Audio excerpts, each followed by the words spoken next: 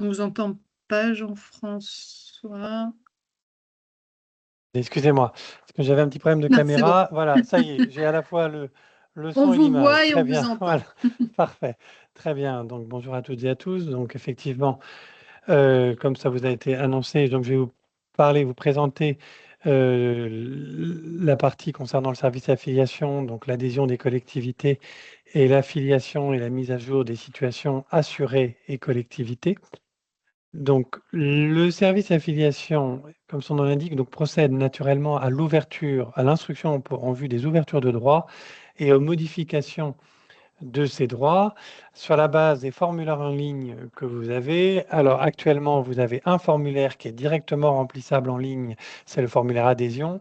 Les autres peuvent être remplis, mais doivent être adressés par mail. Le but étant que prochainement, un nombre grandissant de formalités puisse être faites directement en ligne, que vous n'ayez plus à télécharger le formulaire, le remplir et l'adresser, le joindre à un mail. Voilà, ça c'est l'objectif. Donc tous les formulaires nécessaires à vos démarches se trouvent sur le site internet de la Cavimac. Donc comme je vous le disais, avec un basculement progressif vers le format service en ligne. En plus des pièces qui vous sont demandées s'agissant de l'affiliation, vous avez des pièces qui vous sont demandées, des pièces complémentaires pour donc la certification, c'est-à-dire l'attribution d'un numéro définitif de sécurité sociale pour un assuré qui n'en aurait pas déjà. Autrement dit, le plus souvent, un assuré de nationalité étrangère qui n'a pas déjà séjourné en France et qui donc doit disposer d'un numéro de sécurité sociale certifié. Donc ce numéro sert ensuite à l'attribution de la carte vitale. Voilà, je ne vais pas m'étendre là-dessus, je vous en reparlerai un petit peu plus loin dans les pages suivantes. Je vais passer maintenant au site internet, un petit rappel rapide des principales fonctionnalités au niveau du site internet de la Cavimac et qui peuvent donc vous intéresser s'agissant de l'affiliation. Donc, c'est la page suivante. Alors, la page suivante.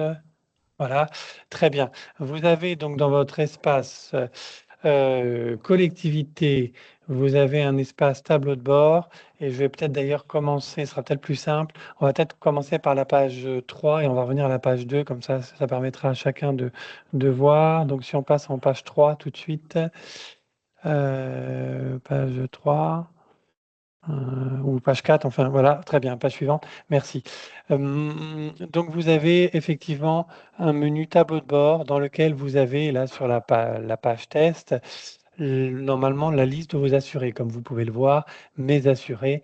Et là, normalement, vous pouvez consulter dans le pavé au milieu la liste de vos assurés. Cette liste est régulièrement mise à jour. Normalement, elle est par ce qu'on appelle un traitement informatique tous les 48 heures. Donc, c'est vraiment l'information la plus à date, la plus à jour, et qui concerne l'ensemble des affiliés, donc à savoir les affiliés, qu'ils soient cotisants ou non, notamment vos affiliés retraités, figurent également. À la différence du bordereau mensuel que vous devez remplir chaque mois entre le 1er et le 10, qui, lui, ne comporte que les membres pour lesquels vous devez vous acquitter de cotisations, les membres cotisants. Dans la liste des assurés, vous avez tous vos assurés rattachés à votre collectivité ou à votre communauté, sachant que si vous avez l'établissement secondaire dispose de son propre espace. Donc c'est normal que vous ne les voyez pas sur cet espace si jamais vous avez des établissements secondaires avec des membres rattachés à l'établissement secondaire. Là, vous n'allez avoir que les membres attachés à la collectivité siège et éventuellement à des communautés non établissements secondaires, c'est-à-dire non sirétisés. Donc, vous avez mes assurés, vous avez la liste de vos assurés. Vous avez, donc, comme je vous le disais, à distinguer la liste des cotisants sur le bordereau en ligne. Et vous avez sur votre espace en ligne, vous retrouvez des accès rapides pour les déclarations et différentes demandes, formulaires d'affiliation, etc. Et vous avez un pavé contact, nous contacter, ma messagerie en ligne, où vous pouvez échanger avec les différents services concernés et naturellement, y compris avec le service affiliation. Voilà, donc j'en ai terminé pour cette page. On va passer donc à la page suivante sur les obligations déclaratives. Donc, il vous est donc demandé d'accomplir les formalités dans le délai d'un mois, c'est-à-dire de faire parvenir votre déclaration dans le délai d'un mois qui suit la date d'effet de l'affiliation, de la radiation.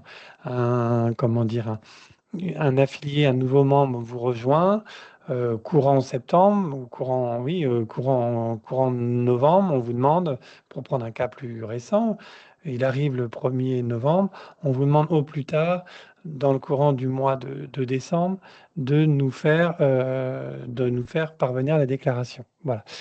Donc derrière, voilà sur les formalités. Sur la déclaration mensuelle nominative, donc c'est à bien distinguer la déclaration mensuelle nominative qui, elle, sera abordée par le service recouvrement s'agissant du bordereau de cotisation. Et vous avez donc un autre élément à prendre en considération à ce stade concernant le maintien de droit. Quand vous avez un affilié qui perd sa qualité cultuelle, le maintien de droit à l'assurance maladie peut être donc octroyé dans la limite donc d'un délai de 12 mois, sous condition que la personne dispose d'une adresse personnelle en France et de coordonnées bancaires individuelles. Voilà, donc ça j'en ai terminé sur cette page. Nous allons passer à la page suivante. Sur les attestations de droit, alors là, un petit rappel qui a son importance, puisque nous sommes souvent confrontés à des demandes récurrentes à ce sujet. Au moment de l'affiliation, nous adressons à l'assuré une attestation d'ouverture de droit. Quand je dis nous, c'est le service d'affiliation, en même temps qu'il envoie une notification d'affiliation à la collectivité, envoie en parallèle une attestation d'ouverture de droit, ce qu'on appelle plus communément l'attestation Amélie, à l'assuré. Ça, c'est au moment de l'affiliation. Ces notifications, comme dans tout régime, ont une date de validité d'1 an. C'est-à-dire qu'au-delà de cette durée de validité, il vous revient d'en faire la demande si vous avez besoin d'une attestation à jour, soit sur votre compte Amélie, si vous en avez créé un, donc sur le site de l'assurance maladie, assuréamélie.fr, ou au service compétent de la CAVIMAC, qui est le service carte vitale, qui gère donc au sein du département maladie l'ensemble des demandes de carte vitale et des demandes de renouvellement d'attestation d'ouverture de droit. Voilà. Donc ça, c'est un point très important.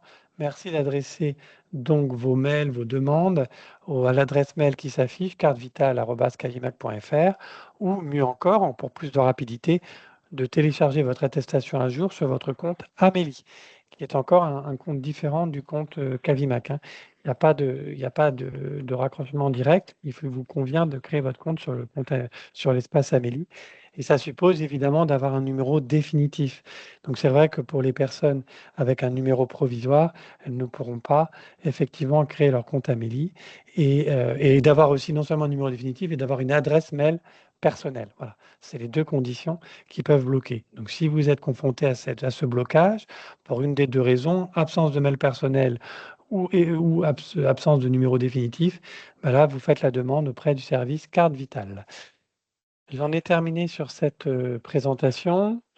Au niveau de la présentation des conditions pardon, c'est bien ça, des conditions de l'affiliation à l'assurance obligatoire. 3 conditions importantes sont à retenir et que ce sont des conditions cumulatives.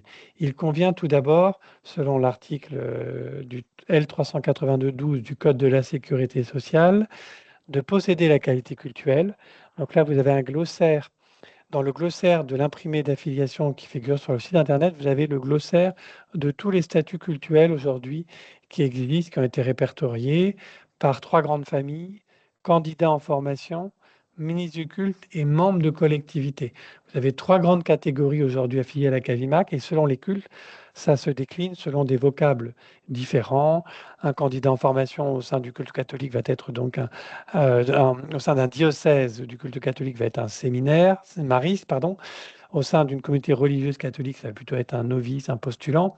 Et pour d'autres cultes, ça va être un pasteur, imam en formation. Voilà, donc c'est ce type de typologie de libellé.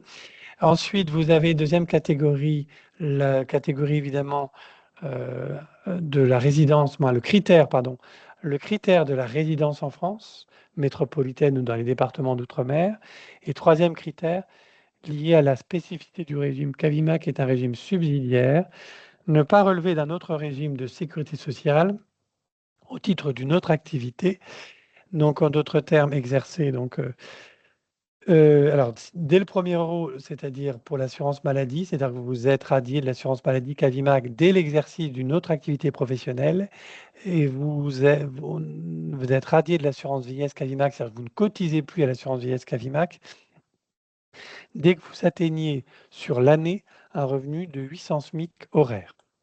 Voilà, et dans ces cas-là, il convient de nous faire parvenir donc l'imprimé, la déclaration conséquente vient l'imprimer entre guillemets de radiation qui coiffe aussi la situation ou dans lequel vous avez la typologie affiliation à un autre régime de sécurité sociale.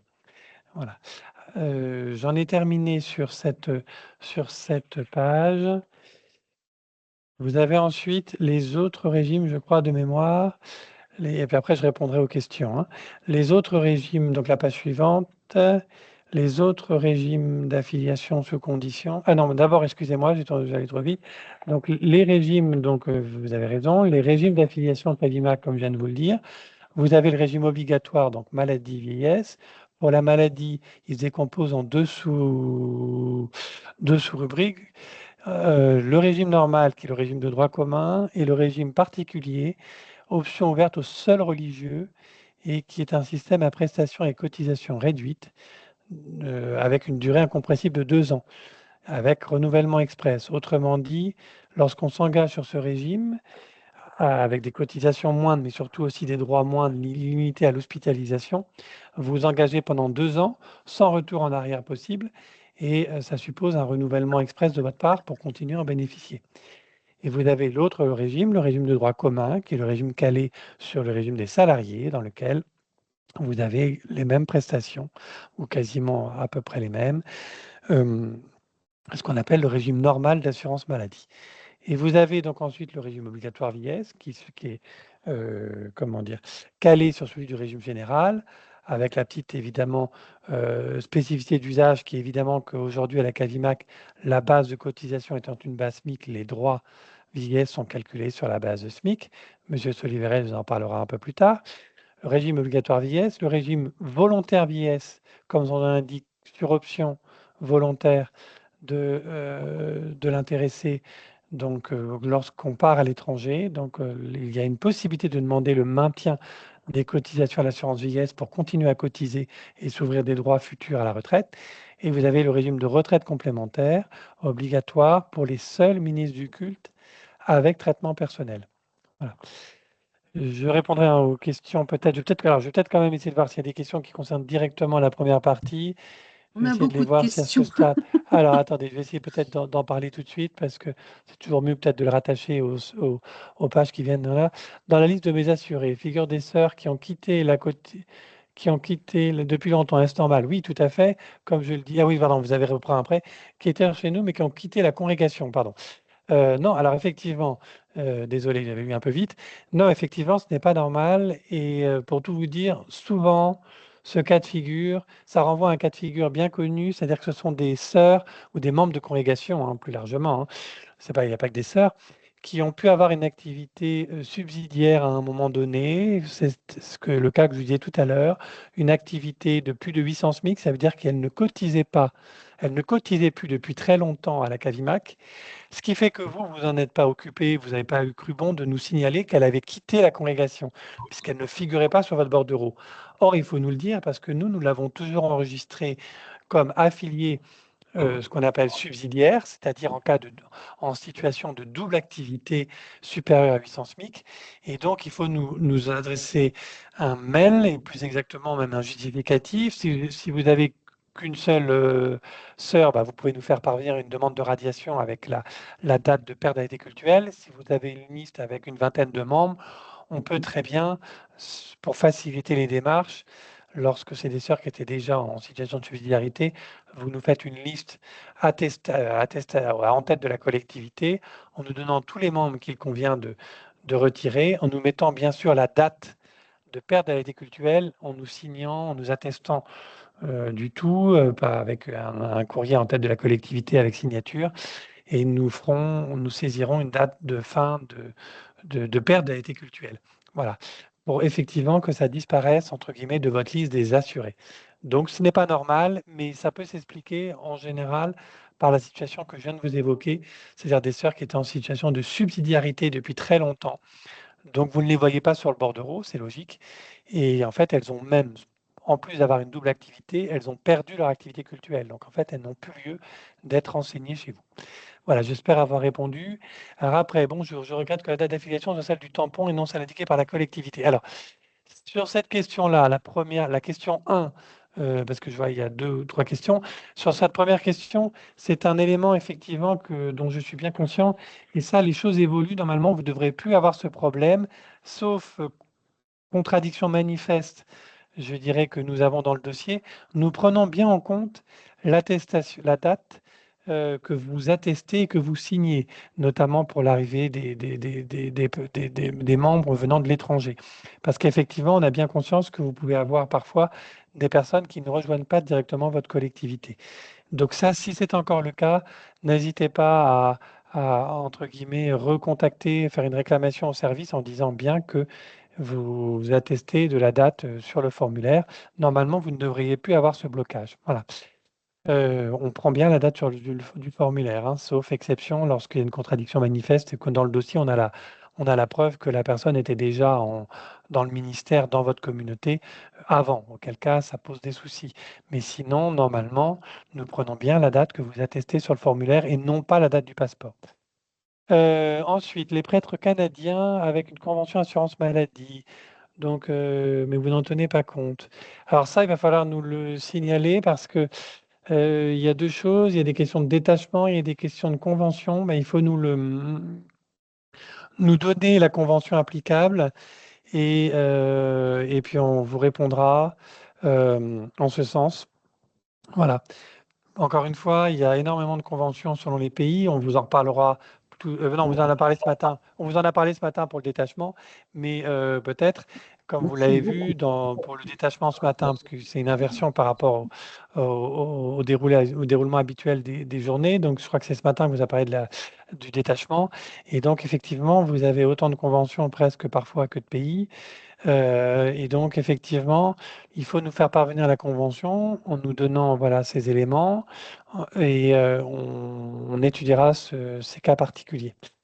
Voilà, et après, on vous disait possible pour moi d'affilier un prêtre canadien retraité alors qu'il est en mission en France et plus. Alors qu'il est en mission en France pour 4 ans. Euh, c'est vrai que nous, dès lors qu'il est retraité, nous prenons en compte, pour vous éviter d'appeler de nouvelles cotisations, normalement, nous vous invitons à rejoindre le régime général. Alors, des salariés, non, des régimes général, pardon, pas des salariés, qui est non seulement le régime général des salariés, mais que aussi le régime général des personnes qui résident en France. Les caisses primaires ont un double rôle pour les salariés et pour les personnes qui résident en France, quelles qu'elles soient. Donc là, pour répondre plus exactement à votre question, soit évidemment, nous, on l'affilie en tant que cotisant maladie vieillesse sans faire, si vous voulez, sans prendre en compte sa retraite canadienne.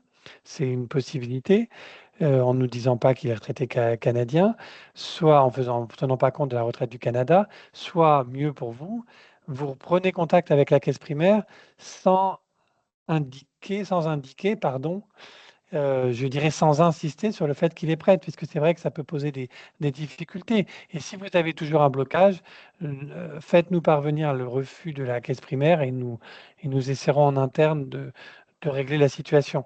Mais si vous voulez, quand ils arrivent comme ça en France et qu'ils sont retraités, moi je vous invite à prendre contact avec la caisse primaire sans mentionner explicitement qu'ils sont prêts.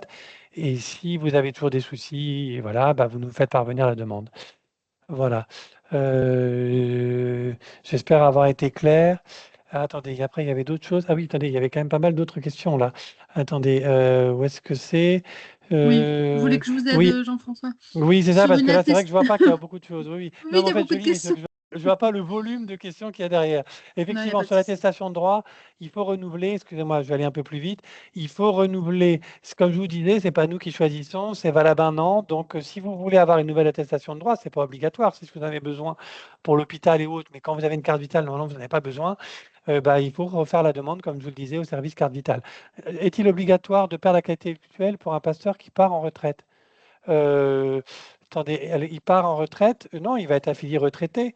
Je dirais, il devient affilié retraité Cavimac, mais je dirais, il peut continuer à exercer dans la collectivité. J'espère avoir été clair sur cette question. La perte d'intellectuelle, c'est quand on n'est plus pasteur. Si après, le pasteur, malgré, je dirais, reste pasteur, effectivement, il devient affilié retraité de la Cavimac. S'il perd toute fonction de pasteur, là, il est effectivement radié de perte d'arrêté cultuelle, tout simplement. Où est-ce que c'est? Ensuite, bonjour, cela fait plus d'1 an que je suis obligé tous les mois de rajouter un frère sur les bordereaux de cotisation, puisqu'il reçoit des remboursements et à son compte. Alors là, écoutez, vous nous ferez parvenir le dossier parce que s'il a des droits ouverts et qu'il perçoit des remboursements, normalement, il est sur le bordereau. Écoutez, là, je ne peux pas prendre plus de temps parce qu'effectivement, on a déjà pas mal de retard. Donc, écoutez, vous nous faites parvenir la demande, on va voir. Non, je réponds tout de suite, 600 SMIC, c'était l'ancien régime, c'est bien 800 SMIC, hein. Il n'y a pas de, on en vous en reparlera. Aujourd'hui, la condition de subsidiarité, c'est 800 SMIC, c'est pas 600 SMIC. Voilà. Selon les codes, le texte du code de la sécurité sociale. Un jeune séminariste a des droits ouverts. Doit-il cotiser? Oui, un séminariste qui bénéficie d'ouverture de droit, effectivement, parce qu'il était étudiant avant, dès lors qu'il devient un séminariste, il a la qualité cultuelle et donc il cotise en maladie et en vieillesse chez nous. Donc c'est pour ça, il doit être, si vous voulez, comme je vous disais tout à l'heure, la caisse primaire, elle prend tous ceux qui sont sans régime. Mais le séminariste, par définition, il n'a pas un régime, il a un régime connu, c'est le régime Cadillac, qui va lui permettre de cotiser à la retraite et à la maladie. À la maladie et à la retraite. J'ai tenté de contacter la Cadillac via son compte personnel dans la boîte, dans la messagerie boîte d'envoi, mais je n'ai jamais eu de réponse. Écoutez, ça, il faudra nous dire parce qu'auprès de quel service, normalement, on répond voilà. Donc, est-ce que ça concerne le service affiliation? Est-ce que ça concerne tous les services? Est-ce que là, il faudra que vous nous disiez, revenez vers nous dans ces cas-là, en nous appelant, etc. Parce que normalement, on répond, on demande sur les messageries. Après, tac, tac. Ah oui, non, pardon, Hortense, vous aviez répondu, excusez-moi. Oui, excusez-moi. Bon. Oui, je demandais si c'était arrivé Voilà, récemment, oui, si oui, c'est un problème d'accord, par rapport au site internet. d'accord. Mais elle n'a pas de numéro définitif. J'ai été dans plusieurs fois, m'a affirmé agir. Oui, pour une réclamation. Alors, pour un numéro définitif, ne sont pas les mêmes. Ah, donc c'est un litige, c'est un problème sur la date de naissance. Oui, alors ça, malheureusement, si on vous a dit qu'on agissait, bon, si ça date du 14 janvier, ça commence à faire long. Là aussi, revenez vers nous avec le nom de l'assuré. Et puis, voilà, et puis on va essayer de voir ce qu'on peut faire. Mais c'est vrai que s'il y a un problème de date de naissance, un litige sur la date de naissance et le prénom, ça pose un problème, effectivement. Mais ça dépend pas de nous, hein, ça dépend du Sandiam. On va essayer de relancer les éléments. Après, qu'est-ce qu'il y avait d'autre? Non, je crois que c'est tout. C'est tout. Oui, c'est tout. Voilà. Donc, on va essayer, oui, effectivement, parce que l'heure tourne, sur les autres régimes Cavimac. Donc, vous avez, comme je vous le disais, après le régime obligatoire et l'assurance volontaire, vous avez d'autres régimes. Vous avez le régime de droit d'option de l'assuré polypensionné. Ce matin, je crois qu'on a dû vous parler de l'action sociale. Donc, l'intérêt aussi de l'option pour les polypensionnés qui ne seraient pas affiliés maladie, c'est-à-dire qu'il y aurait une pension Cavimac, mais qui dépendrait d'un régime maladie d'un autre régime, l'intérêt de faire l'option pour le régime maladie Cavimac, c'est de pouvoir bénéficier de l'action sociale maladie. Voilà, je ne vais pas m'étendre plus avant là-dessus, on vous en a parlé ce matin. Donc, effectivement, pour avoir l'action sociale maladie, il faut être assuré maladie Cavimac. Et c'est un droit pour vous, en tant que pensionné Cavimac, de demander, opter pour le régime maladie Cavimac. Ensuite, vous avez le rattachement des enfants mineurs pour les personnes concernées, où là, pareil, vous pouvez demander le rattachement à la Cavimac. J'en ai terminé sur cette page-là. Je vais ensuite passer à la page suivante. Naturellement, l'affiliation à la CAVIMAC, comme je vous le disais, elle est obligatoire sur le critère de l'activité et de la résidence. Dès lors qu'on a une résidence en France, on doit affilier à la CAVIMAC tous ses membres, sauf exception, comme certains l'ont relevé, voilà, conventionnels et autres, mais ça a étudié au cas par cas, s'il y a une convention, un détachement particulier. Mais le principe, ce qu'il faut retenir, c'est toute personne en une activité culturelle en France doit être affiliée dès le premier jour du mois qui suit ou le premier jour du même mois s'il est arrivé un premier du mois. Je ne vais pas rester trop longtemps là-dessus, mais ce qu'il faut retenir, c'est déclarez-nous dès l'arrivée en France, dès l'arrivée là et le début de mission en France, l'individu. Dans le cas contraire, nous serons dans l'obligation de faire un rappel rétroactif maladie vieillesse, même si vous avez pris une mutuelle, je dis bien une mutuelle assurance privée. Là, dans ces cas-là, nous n'en tiendrons pas compte et nous régulariserons l'ensemble des cotisations. Donc ça serait évidemment douloureux pour vous parce que vous paierez 2 fois des cotisations pour une même couverture. Maladie, j'entends. Voilà, j'en ai terminé sur cette page-là. Sur la couverture des assurés partant à l'étranger, vous en avez parlé ce matin, donc je ne vais pas m'étendre là-dessus. Il y a le détachement, il y a l'assurance volontaire vieillesse pour les assurés donc sous condition de nationalité française et exercer une activité culturelle avant le départ à l'étranger. Naturellement, voilà, j'en ai terminé sur cette page-là. Vous retrouverez tout hein, dans les slides. Les formalités déclaratives en cas de décès. Alors, le décès d'un assuré, naturellement, entraîne la fermeture de ses droits auprès du régime CAVIMAC. Deux typologies, deux cas de figure. Soit l'assuré est décédé en France, normalement, il n'est pas nécessaire de nous le signaler, ça remonte via les mairies. Et donc, on va dire, au plus tard, sous un mois, le décès est remonté. Soit, effectivement, le décès n'est pas est survenu à l'étranger ou est survenu en France, mais il n'a pas été pris en compte. Dans ces cas-là, signalez-le au service d'affiliation et au bout d'un mois et demi, 2 mois, et nous saisirons manuellement le décès. Voilà. Sur la base, évidemment, il nous faut quand même un justificatif hein, de l'acte de décès ou d'une attestation sur l'honneur si jamais le décès est à l'étranger et qu'il n'y a pas vraiment d'état civil ou d'acte de décès. On fera une présomption de décès, mais il faut vraiment nous donner une pièce hein, quand même, hein, signée. Voilà. Je crois que j'en ai terminé. Oui, sur la présentation. Est-ce qu'il y avait d'autres? Alors, ce n'est pas la date de Oui, naissance, mais le nom. Oui, mais alors c'est pareil, c'est quoi que ce soit le nom ou la date de naissance, parce que là, on parlait tout à l'heure de date de naissance. Le nom ou la date de naissance, ce sont toujours des questions liées à l'identité. Donc, quand on est sur ce qu'on appelle un litige sur l'identité, le nom mal orthographié ou pas, voilà, la date de naissance, le prénom, on est ce qu'on appelle sur un litige lié à l'identité. Quand on est sur un litige lié à l'identité, il faut effectivement faire une procédure particulière auprès du Sandia. Normalement, on vous demande des documents complémentaires. Je pense qu'on vous l'a peut-être demandé. Et là-dessus, c'est pas nous qui avons la main. Donc, il faudra que vous nous refassiez un point. Parce que là, on me parlait aussi de problèmes de date de naissance. On a beaucoup, surtout pour les pays étrangers, pour ne pas les nommer, n'est-ce pas, au niveau vietnamien. Vous avez des noms très répandus comme les Nguyen, etc. Là, vous avez malheureusement parfois beaucoup de litiges liés qu'on plaque malheureusement, il y a des Nguyen, il peut y avoir des confusions qui sont mises au moment de l'immatriculation entre plusieurs voilà, des homonymes ou des voilà. Ça, il faudra nous le dire. Et il faudra nous remonter le décès. Doit-on vous déclarer le décès des prêtres? Je viens de dire selon qu'il est décédé en France ou pas. Arrête de suite la retraite. Oui, la retraite, bah, Monsieur Soliverès vous le confirmera, bien sûr, que la retraite du mois est due. C'est pour ça que je vous dis que nous attendez au moins. Il n'est pas nécessaire de nous signaler tout de suite le décès lorsqu'il est survenu en France, parce que de toute façon, s'il est décédé le 6 novembre, comment dire, la pension dite du mois de novembre est due. Donc voilà, c'est pour ça que vous pouvez attendre décembre si jamais c'est pas remonté. Voilà. Problème acte de naissance. Euh, attendez, attendez, il y a 2 questions. Y a-t-il un plafond pour la cotisation vieillesse? Là, je ne vais pas répondre à la place après des autres intervenants, mais de toute façon, la cotisation vieillesse, elle est forfaitaire. Donc, comme elle est forfaitaire, elle est forcément seuillée et plafonnée, puisqu'elle est même pour tous, elle est sur la base de SMIC. Problème acte de naissance. Doit-on faire le voyage Réunion Paris pour obtenir l'ambassade d'Inde exige la présence de la personne? Bon, bah écoutez, là, après, c'est des cas particuliers.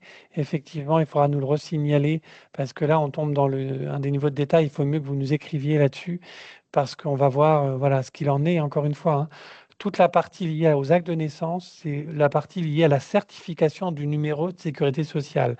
Et ça, si vous voulez, quand on a un problème de légalisation ou de traduction d'acte de naissance, et ben derrière, il faut, voilà, il faut que je peux pas là-dessus, malheureusement, trop m'avancer là-dessus. Il faut que vous nous envoyiez un mail et on essaiera de vous répondre plus précisément. Et puis voilà, écoutez, après, On a une main malheureusement, je peux pas levée. vous Je sais pas dire. si Oui, la personne allez-y. souhaite intervenir.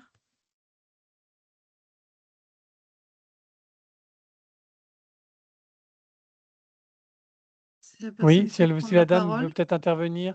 Oui, c'était peut-être pour, oui, c'était pour le litige, c'est ça? Pour le litige, non, lié au nom, à la date de naissance ou c'est ça, non? Je crois qu'elle avait levé la main? Non? Oui, oui, je pense que c'est pour compléter. Son nom de famille est identique d'une sœur ayant été affiliée. Oui, je vous dis, Bon, c'est souvent, il peut y avoir un problème d'homonymie ou voilà, de litige. Ça, malheureusement, on va pas pouvoir vous répondre mmh, directement là. Ce que je peux vous répondre, c'est la procédure, c'est-à-dire vous dire: «Nous signalez nous le cas». Si vous n'avez toujours pas de retour et que vous avez eu un premier échange et que vous n'avez toujours pas de nouvelles depuis, plusieurs mois, écrivez-nous, écrivez à mon intention s'il est nécessaire, mais normalement, renvoyez au service affiliation, on vous répondra, il n'y a pas de problème, hein, à affiliation@cavimac.fr. Voilà. Heu, oui, la couverture maladie, je réponds parce que ça, c'est très important à savoir, bien sûr. La couverture maladie continue avec un numéro provisoire. Ça n'empêche en aucun cas l'ouverture de droit maladie à la Cavimac. Le, le numéro provisoire ne sert qu'à l'obtention de la carte vitale, ce qui est évidemment quelque chose qui facilite les choses, qui simplifie les démarches, mais la couverture maladie est ouverte. Bon, les droits maladie sont ouverts dès l'affiliation à la Cavimac, même avec un numéro provisoire. Voilà. Je crois avoir répondu à toutes les questions.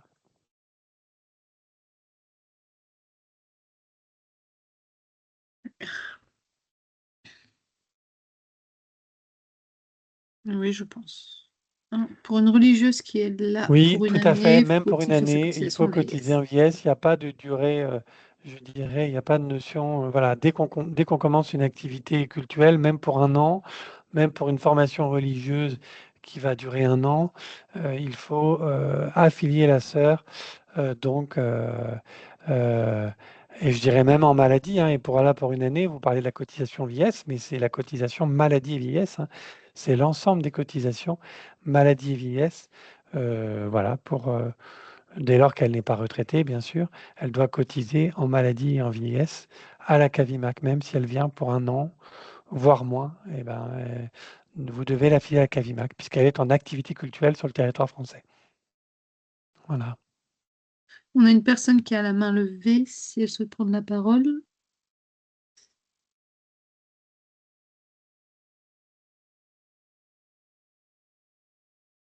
Attention à bien à activer le micro.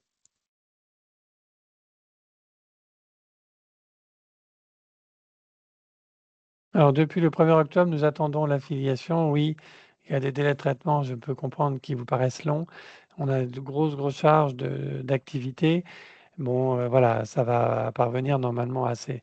Voilà, l'affiliation concernée va devoir normalement pouvoir être faite rapidement, mais effectivement, voilà, on a des délais malheureusement liés à une grosse charge, surtout en période de rentrée de septembre. Vous avez beaucoup de demandes d'affiliation ou de réaffiliation qui interviennent à l'occasion du mois de septembre. Septembre-octobre, donc évidemment ça rejaillit sur les mois. Je ne sais pas comment. Ma question est que la retraite du mois est due mais n'arrive plus. Bah écoutez, ça, moi je vous laisse vous entretenir avec Monsieur Solivet, responsable du service retraite, voire lui adresser un mail si le cas est plus complexe. Il va intervenir là juste après, demain, après le service recouvrement, pardon. Voilà, donc là on est, voilà, je le laisse vous répondre. Voilà. Très bien. Écoutez, je crois qu'on en a terminé. Oui.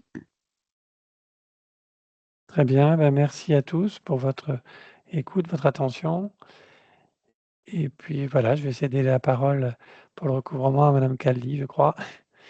Oui, Très bien. bonjour à tous. Donc à présent, je vais vous présenter l'activité du service recouvrement. Donc je suis Fatima Kaldi, chargée d'expertise au sein du service recouvrement. Est-ce que vous pouvez passer la page suivante, s'il vous plaît? Merci. Donc l'objectif du service recouvrement, donc, c'est de collecter les cotisations, donc maladie, retraite de base et complémentaires, ainsi que des contributions sociales pour les ministres des cultes, membres de congrégations et de collectivités religieuses. On vous accompagne également lorsque vous avez des problèmes, vous avez besoin qu'on vous apporte des solutions sur des situations liées à vos cotisations ou dans l'accompagnement de la télédéclaration. Et on gère le système des minorations de cotisation qui est interne au culte catholique. Et on veille au respect donc, des délais de déclaration et de paiement. Et pour finir, on surveille également donc, les comptes débiteurs et on applique des procédures de recouvrement adaptées. La page suivante. Merci. Comment se calculent les cotisations et contributions sociales? Donc, nous utilisons un montant unique et forfaitaire. Donc, on prend la base du SMIC, qui est de 1 802 € depuis le 1er novembre 2024. Donc, je vais vous présenter un exemple pour le risque, pour la cotisation maladie. Donc, la base de calcul, c'est 1 802 €. On le multiplie par le taux de la cotisation maladie, qui est de 13,30. On obtient donc 239,66 et on arrondit à l'euro supérieur.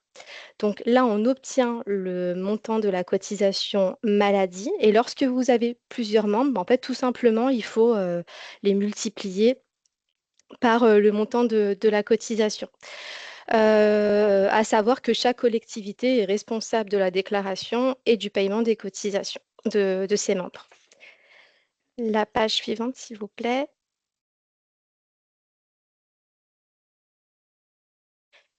Donc là, je vais vous parler de la télédéclaration. Donc, chaque collectivité doit valider chaque mois sa télédéclaration entre le 1er et le 10 du mois. Donc là, on est en plein dedans. Vous devez valider la déclaration du mois d'octobre avant le 10 minuit. Et pour cela, vous devez aller sur votre espace Mon compte collectivité sur le site de la Cavimac. Le prélèvement bancaire interviendra entre le 20 et le 25 du mois. Et si vous rencontrez des difficultés, donc n'hésitez pas à nous contacter, donc soit par mail. Donc on vous invite à privilégier ce canal. On essaie de vous apporter une réponse le plus rapidement possible, ou sinon par téléphone, donc le choix 4. Et le service recouvrement est disponible donc, du lundi au jeudi, donc de 9 h à midi et de 14 h à 17 h. La page suivante, s'il vous plaît. Donc, autre précision déclarative, lorsque vous effectuez la télédéclaration, donc, vous pouvez modifier, ajouter ou supprimer des membres sur votre bordereau. Donc pour cela, donc, il faut le faire donc, avant le 10 minuit. Petit point de vigilance, à savoir que la dernière modification, c'est celle qui sera prise en compte.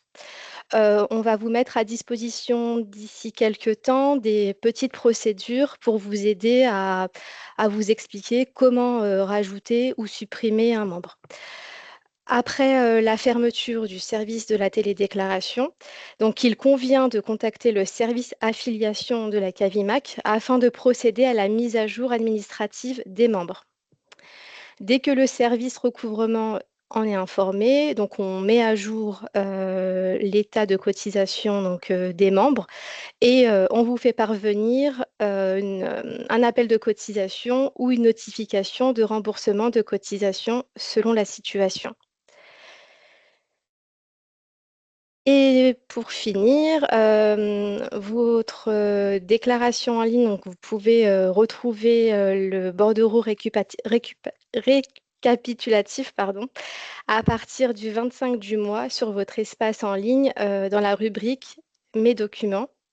Et info importante, il convient aux collectivités de sauvegarder ses propres bases informatiques, donc ces bordereaux récapitulatifs. En effet, seul l'historique des 12 derniers mois, les 12 derniers bordereaux, pardon, reste à ce jour consultable dans l'historique du fonds documentaire. La page suivante, s'il vous plaît. Donc, si vous n'avez pas validé votre télédéclaration avant le 10 du mois, donc il convient de ne pas contacter le service recouvrement de la Cabimac. Vous allez recevoir un bordereau papier à partir du 15 du mois pour régulariser votre situation. Donc, il faudra nous retourner donc le bordereau accompagné de la liste des membres et, et nous préciser s'il y a des modifications concernant la période concernée. Et nous faire parvenir le paiement associé. À savoir que dans ces cas-là, donc, vous êtes assujetti à des pénalités pour retard de déclaration et majoration pour non-paiement dans les délais. Donc, juste, je tenais à préciser également que quand vous n'avez ni fait votre télédéclaration et ni retourné le bordereau papier, vous allez recevoir 15 jours après un avis amiable avec un montant de cotisation taxé. Donc, dans ces cas-là, il faut vous rapprocher auprès du service recouvrement pour régulariser donc, la période et demander éventuellement une demande de remise de majoration pour régulariser cette période.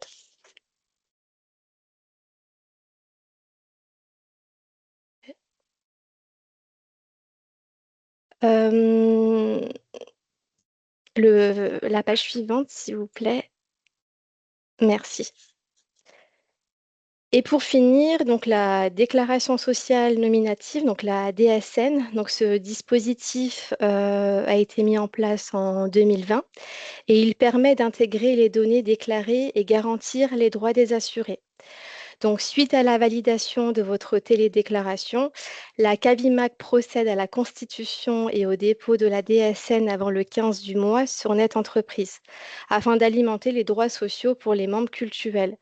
Donc, d'où l'importance de bien valider la télédéclaration avant le 10, afin d'éviter des manquements sur les carrières des assurés. Et cas particulier, donc le fractionnement. Si votre structure emploie des salariés du régime général ou des ouvriers agricoles, donc vous avez le même numéro de sirène pour la DSN, pour la même DSN. Donc dans ce cas-là, vous devez faire un fractionnement sur cette DSN à partir du logiciel de paie. Donc c'est soit le cabinet comptable qui a la main dessus ou soit la collectivité. Donc, c'est tout pour moi. Est-ce que vous avez des questions? Oui, il y a des questions. D'accord, merci. Alors, pourquoi attendre 2 ans pour réclamer un mois d'oubli de cotisation? Pouvez-vous agir avant car les responsables changent, ne comprennent pas? Alors dans ces cas-là, il faudrait nous faire un mail sur la boîte recouvrement pour qu'on puisse, bah, vérifier si, au niveau administratif, tout a été, mis en place et si c'est un oubli, bah, on vous fera parvenir un appel de cotisation. Donc c'est un peu comme pour le service affiliation, donc nos délais de traitement, ils sont assez longs. Donc n'hésitez pas à nous faire, un petit mail de relance. Ok. Alors, nous avons été pénalisés par les DSN pour le calcul des effectifs de l'URSSAF. Avez-vous corrigé les DSN 2023, 2024 et évidemment 2025 pour ne pas que nous nous retrouvions dans cette situation? Éviter. Écoutez, pour ce type de demande, il faut vraiment qu'on consulte le dossier. Faites-nous un mail et puis on fera le nécessaire et on reviendra vers vous. Mais là, comme ça, c'est compliqué d'apporter une réponse. Comment faire si l'on est absent durant la période de déclaration, Ouais. soit du 1er au 10? Dans ces cas-là, vous allez recevoir le bordereau papier. Donc voilà, il faudra nous le retourner des réceptions avec le paiement et de bien penser à faire une demande de remise de majoration.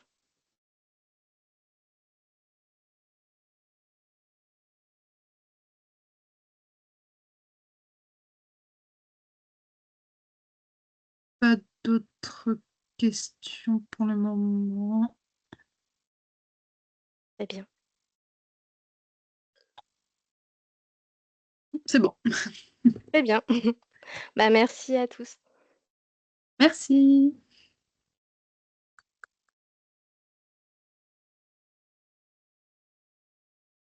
François, si tu es là. Oui.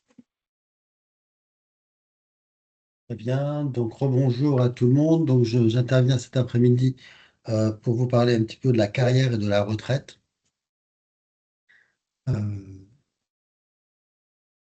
Si on peut voir la slide suivante. Donc avant de commencer, je fais toujours un petit point historique. Pour bien comprendre la sécurité sociale d'aujourd'hui, il faut regarder un petit peu dans le rétroviseur ce qui s'est passé hier. Au 19e siècle, un système de sécurité sociale est apparu en Allemagne, un système dit bismarckien, qui était à la fois conservateur, corporatiste et continental, selon les 3 C. Conservateur, car il y avait un maintien des revenus, corporatiste, car il était géré par les corps professionnels, et enfin continental, parce qu'il concernait le continent européen. Au XXe siècle, on a eu un autre système qui est apparu, un autre système de sécurité sociale, mis en place sous l'égide de William Beveridge, qui était un député anglais, donc dans la première moitié du XIXe siècle. Et ce système-là était basé en fonction des 3 U: universalité, une couverture pour tous; uniformité, une aide identique pour tous; et enfin unicité, un seul et même régime pour tous. En 1945, les ordonnances d'octobre ont créé la sécurité sociale en France sous l'égide du Conseil de la Résistance. Donc la sécurité sociale française emprunte un peu aux 2 systèmes vus précédemment, au système allemand par exemple, puisque les retraites par exemple sont fonction des cotisations qui ont été versées par les assurés au cours de leur carrière. Donc c'est un système qu'on pourrait qualifier de conservateur. En revanche, par exemple, pour tout ce qui est trait au droit de la famille, c'est plutôt un système uniformité, une aide identique pour tous. Donc la sécurité sociale emprunte un petit peu aux deux systèmes. En 1945 a donc été créée la sécurité sociale et petit à petit, tous les différents segments de la population vont être concernés par la généralisation donc, de la sécurité sociale pour tous. Et un des derniers régimes nés du mouvement de généralisation de la sécurité sociale opéré depuis 1945 est le régime des cultes, créé en 1979. On va passer à la slide suivante. 1979 marque l'année de création de la Caisse des cultes. 1998 annonce l'intégration financière du régime des cultes au régime général. Et 2006, l'intégration totale de la CAVIMAC au régime général. Donc je vais revenir sur cette date. En 1979, lorsque la Caisse a été créée, elle figurait dans le livre 7 du Code de la sécurité sociale, à côté des régimes spéciaux. C'était donc un régime à part entière, avec des règles bien spécifiques, des règles bien propres à la CAVIMAC. Par exemple, à l'époque, les dates d'affiliation et de radiation s'opéraient non pas au mois, mais au trimestre. Autrement dit, les affiliations s'effectuaient à compter du premier jour du trimestre civil, à compter de la date à laquelle les conditions d'affiliation étaient réunies, et se terminaient au dernier jour du trimestre civil, à compter de la date à laquelle les conditions n'étaient plus réunies. À l'époque, les pensions étaient versées trimestriellement et à terme échu. À l'époque, les dates d'effet des pensions étaient également trimestrielles. À l'époque, les cotisations étaient forfaitaires. Et un trimestre validé était égal à un trimestre cotisé était égal à un trimestre validé. Donc tous les ans, les cotisations étaient fixées par arrêté ministériel. En 1998, la CAVIMAC va entrer petit à petit dans le régime général. Tout d'abord par une intégration financière du régime des cultes au régime général des salariés. Donc ça veut dire qu'il va y avoir une mise en commun des dépenses et des recettes entre la CAVIMAC et le régime général. Et on va commencer à appliquer certaines règles de liquidation au niveau de la CAVIMAC, certaines règles émanant du régime général. Par exemple, au niveau des affiliations et des radiations, celles-ci s'opèrent depuis 1998 à compter du premier jour du mois qui suit la date à laquelle les conditions se sont réunies et non plus le premier jour, le premier jour du trimestre civil qui suit. Pareil pour les conditions de radiation. Les radiations s'opèrent au dernier jour du mois civil qui suit la date à laquelle les conditions ne sont plus réunies et non plus au dernier jour du trimestre civil. Les pensions à compter de 1998 sont versées mensuellement et à terme échu, alors qu'avant, elles étaient trimestriellement. Les pensions ne sont plus, les cotisations, pardon, ne sont plus calculées selon un mode forfaitaire par arrêté ministériel. Donc désormais, les cotisations depuis 1998 sont calculées en fonction d'un SMIC. Pour tous les assurés de la CAVIMAC, qu'ils soient ministres du culte ou pas, ou religieux, tous les assurés de la CAVIMAC, pour tous les assurés de la CAVIMAC, les collectifs sécurituels payent une cotisation qui est calculée sur la base du SMIC. Donc ce sera par exemple pour la cotisation maladie 13,30% de 1 802 euros qui représente le SMIC mensuel, soit 17,87% pour la cotisation vieillesse. Donc, la CAVIMAC est créée en 1979. En 1998, elle intègre le régime général. Il y a une autre réforme que je n'ai pas indiquée ici, qui pour moi n'est pas fondamentale, parce qu'elle ne change pas les choses au quotidien pour les collectivités.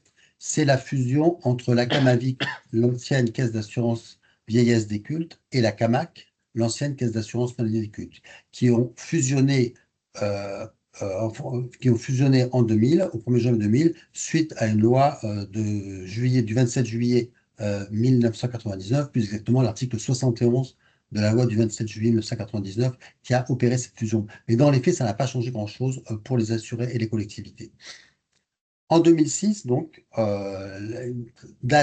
année très importante, année charnière, en 2006, la CAVIMAC va intégrer le régime général en intégralité.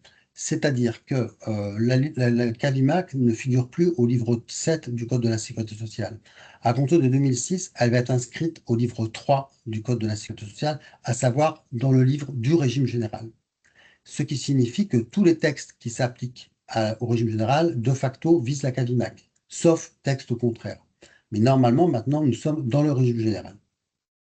Ce qui veut dire qu'en 2006, ça va se traduire par des changements de règles.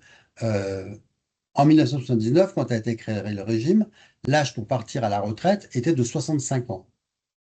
En 1982-83, il y a donc eu une réforme de l'abaissement de l'âge de la pension de 65 à 60 ans. C'est 82 d'ailleurs. Et par contre, à la CAVIMAC, ça reste à 65 ans. Mais en 2006, comme on a été intégré au livre 3 du Code de la Sécurité sociale, on s'est calé sur l'âge de départ du régime général. Et à l'époque, en 2006, c'était 60 ans. Donc en 2006, nos assurés cultuels ont pu bénéficier de leur pension de vieillesse à compter de 60 ans. Aujourd'hui, ce serait 62 ans et 63 ans et quelques mois. Bientôt, ce sera 64 ans. Enfin, tout ça, on ne sait pas trop. Tout dépendra de l'évolution de la réforme des retraites. Donc à partir de 2006, on va également appliquer tout ce qui concerne la décote, ce qui concerne la surcote, on en parlera un petit peu tout à l'heure, les majorations de durée d'assurance après l'âge du taux plein. Toutes ces règles, en fin de compte, vont s'appliquer à la CAVIMAC, ce qui signifie que la pension CAVIMAC, qui est à l'origine très simple à calculer, va devenir de plus en plus complexe, puisqu'il va y avoir un enchevêtrement de règles émanant à la fois du régime général et de la CAVIMAC. Mais on en parlera un petit peu tout à l'heure de manière très synthétique. Est-ce qu'on peut passer à la slide suivante?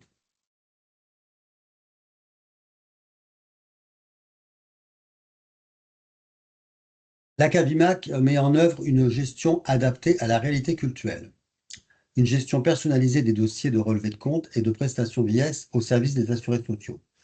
Alors, la CAVIMAC, c'est un petit régime de sécurité sociale, ce qui nous permet d'avoir une relation personnalisée avec nos assurés et nos responsables de collectivité, ce que vous ne retrouvez pas dans les grands régimes, où vous avez des plateformes téléphoniques et souvent, on ne vous informe pas toujours de manière extrêmement précise quant aux informations qui sont demandées à l'occasion de ces entretiens. Mais à la CAVIMAC, c'est un homme au dossier, donc en général, le responsable de la collectivité cultuelle ou l'assuré a la personne en direct qui gère son dossier de carrière ou son dossier de pension vieillesse.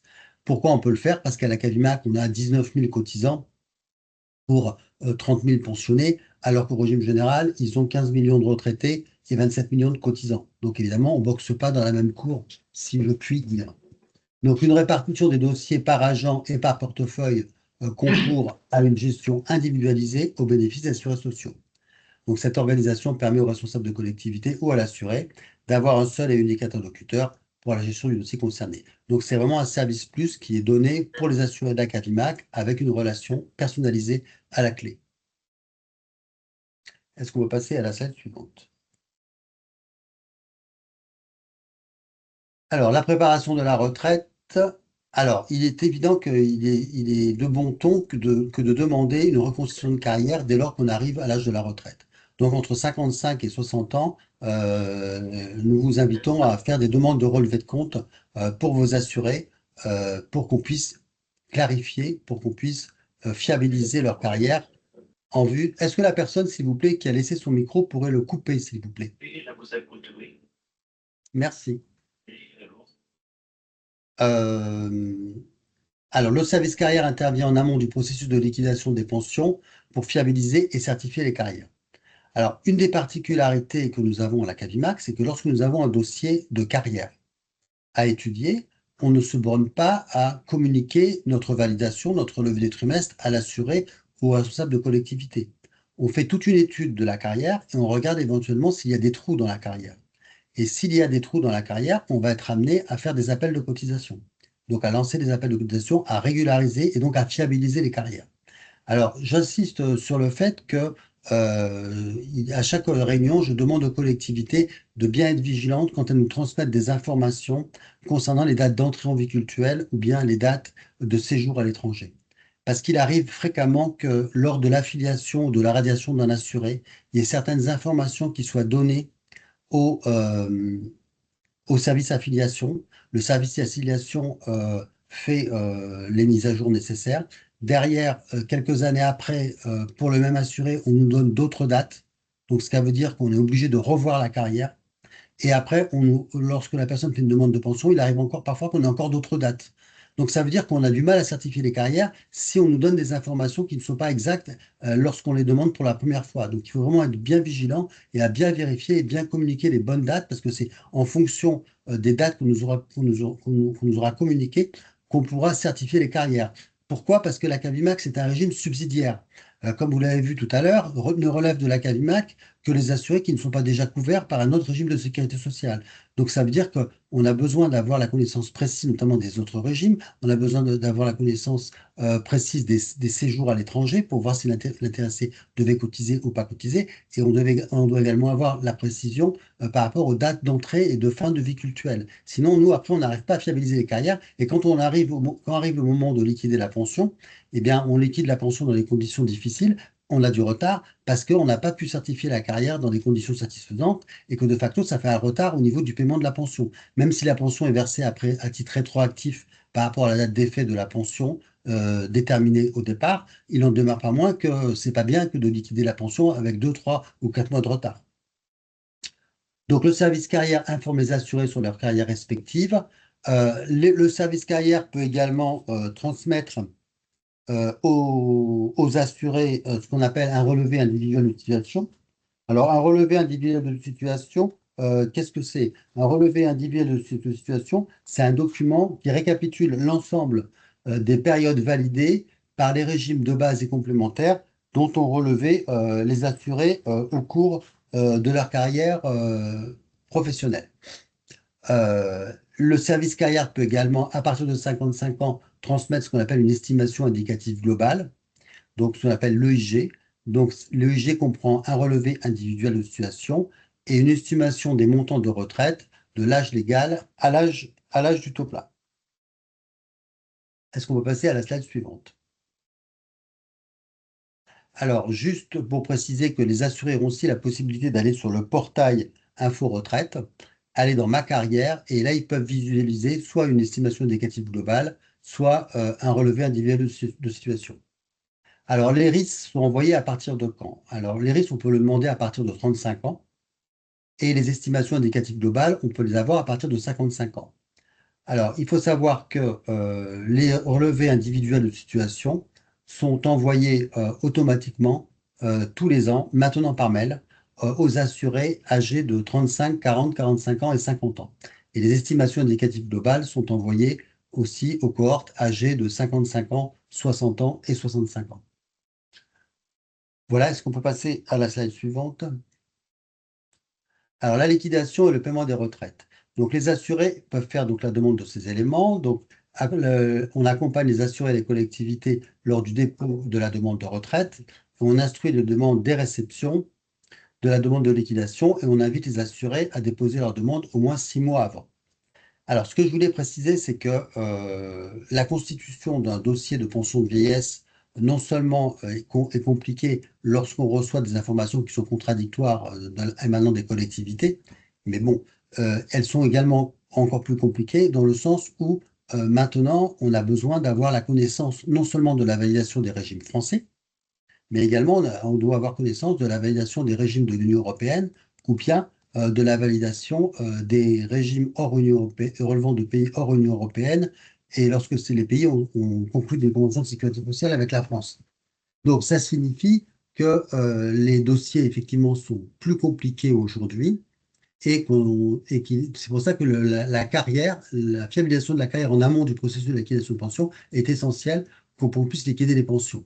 Dans les années, donc aujourd'hui, on a beaucoup moins de dossiers à traiter par rapport aux dossiers qu'on liquidait dans les années 90. Puis dans les années 90, on liquidait environ 2000 à 2500 dossiers par an. Aujourd'hui, on en liquide 600 à 700 dossiers, sachant que ce sont des dossiers beaucoup plus compliqués que les dossiers de l'époque. Donc ça, c'est un point sur lequel je voulais insister. Donc il faut demander sa pension en général 6 mois avant la date des faits et surtout faire une demande de relevé de compte lorsque la personne atteint l'âge de 60 ans. C'est une bonne chose à faire.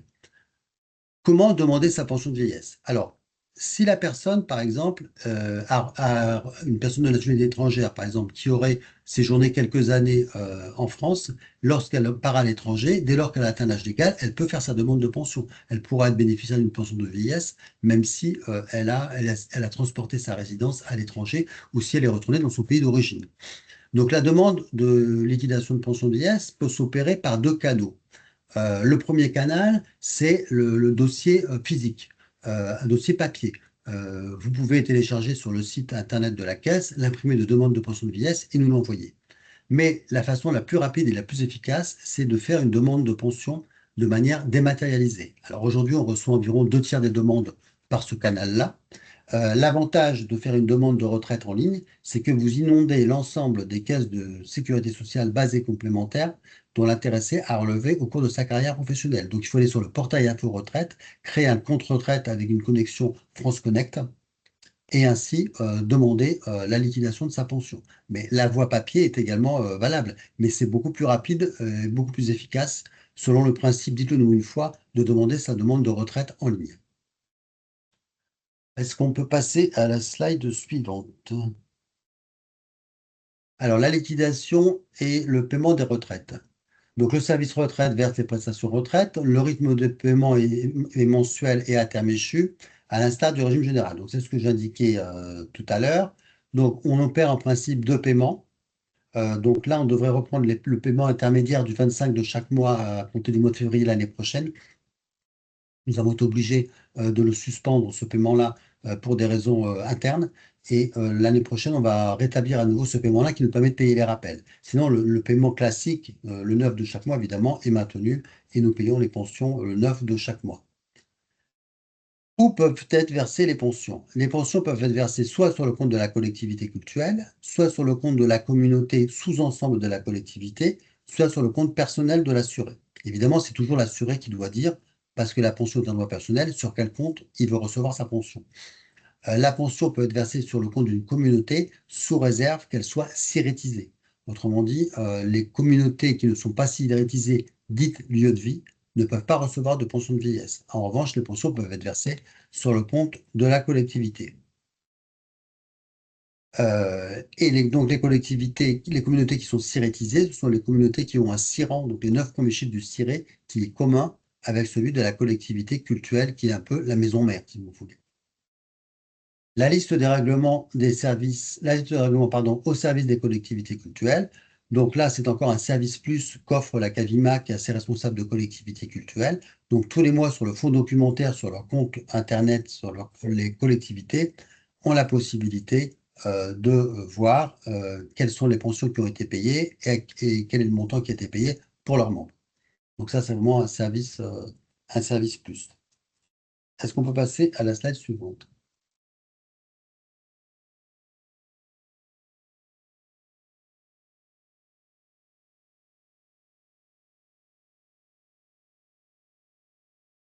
Est-ce qu'on peut passer à la slide suivante?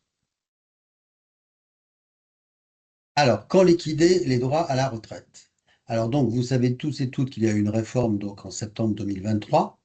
Donc, pour les assurés nés à compter de 1950, nés à partir de 1955 et même avant, donc 62 ans, c'est l'âge minimum avec la réforme actuelle pour avoir ses droits à la retraite, sous réserve de justifier de trimestres suffisants. 67 ans, c'est l'âge auquel la retraite est attribuée à taux plein, quel que soit le nombre de trimestres validés.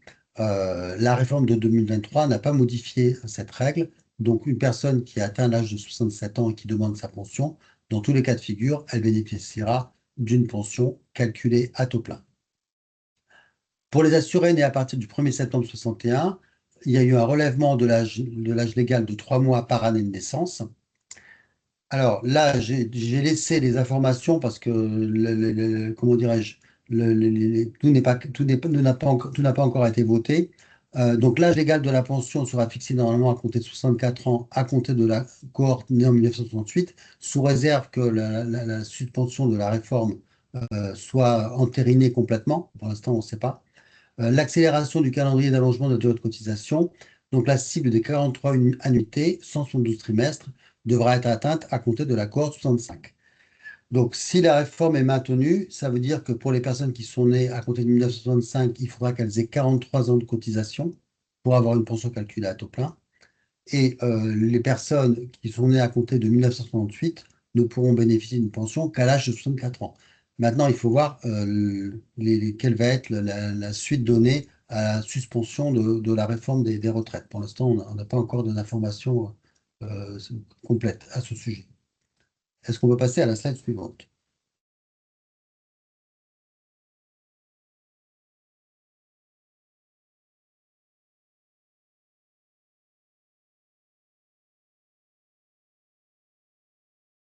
Alors, la décote et la surcote. Alors, qu'est-ce que c'est que la décote? Qu'est-ce que c'est que la surcote? Alors, la décote, en fin de compte, pour les personnes qui demanderaient leur pension à l'âge légal ou à un âge auquel elles n'ont pas le taux plein, ces personnes-là, si elles n'ont pas le nombre de trimestres suffisant pour bénéficier d'une pension calculée à taux plein, vont avoir une minoration du montant de leur pension. Comment est calculée la décote? La décote se calcule de deux façons et on retient la méthode la plus avantageuse pour l'assuré. Je prends deux exemples. Imaginons que la personne demande sa pension à 62 ans, que 62 ans soit l'âge légal, qu'elle ait 120 trimestres de tout régime confondu et qu'il lui en faut 160. Elle lui en manque 40. Donc on va mettre 40 de côté. On va ensuite regarder le nombre de trimestres qu'il y a entre 62 ans et 67 ans, l'âge du taux plein. Donc 4 trimestres par an, 4 fois 5, 20, ça fait 20 trimestres. Donc on aura une décote qui sera calculée sur la base de 20 trimestres. Donc ça veut dire qu'on ne peut pas avoir une décote supérieure à 20 trimestres. Et on retient toujours le chiffre le plus avantageux entre les deux méthodes que je viens de vous indiquer. Maintenant, qu'est-ce que c'est que la surcote? La surcote, c'est l'inverse en fin de compte. Les assurés qui ont des trimestres cotisés à compter du 1er janvier 2004, qui ont un nombre de trimestres supérieur au nombre de trimestres requis pour avoir la pension calculée à taux plein, et qui ont des trimestres après l'âge légal de la pension, peuvent bénéficier d'une surcote, et on va majorer de 1,25% par trimestre de surcote le montant de la pension de vieillesse. Donc ça, ce sont des dispositions qui émanent de la loi de 2003, de la réforme Fillon, et qui sont applicables à la CAVIMAC depuis 2006, date à laquelle nous avons intégré le livre 3 du Code de la sécurité sociale.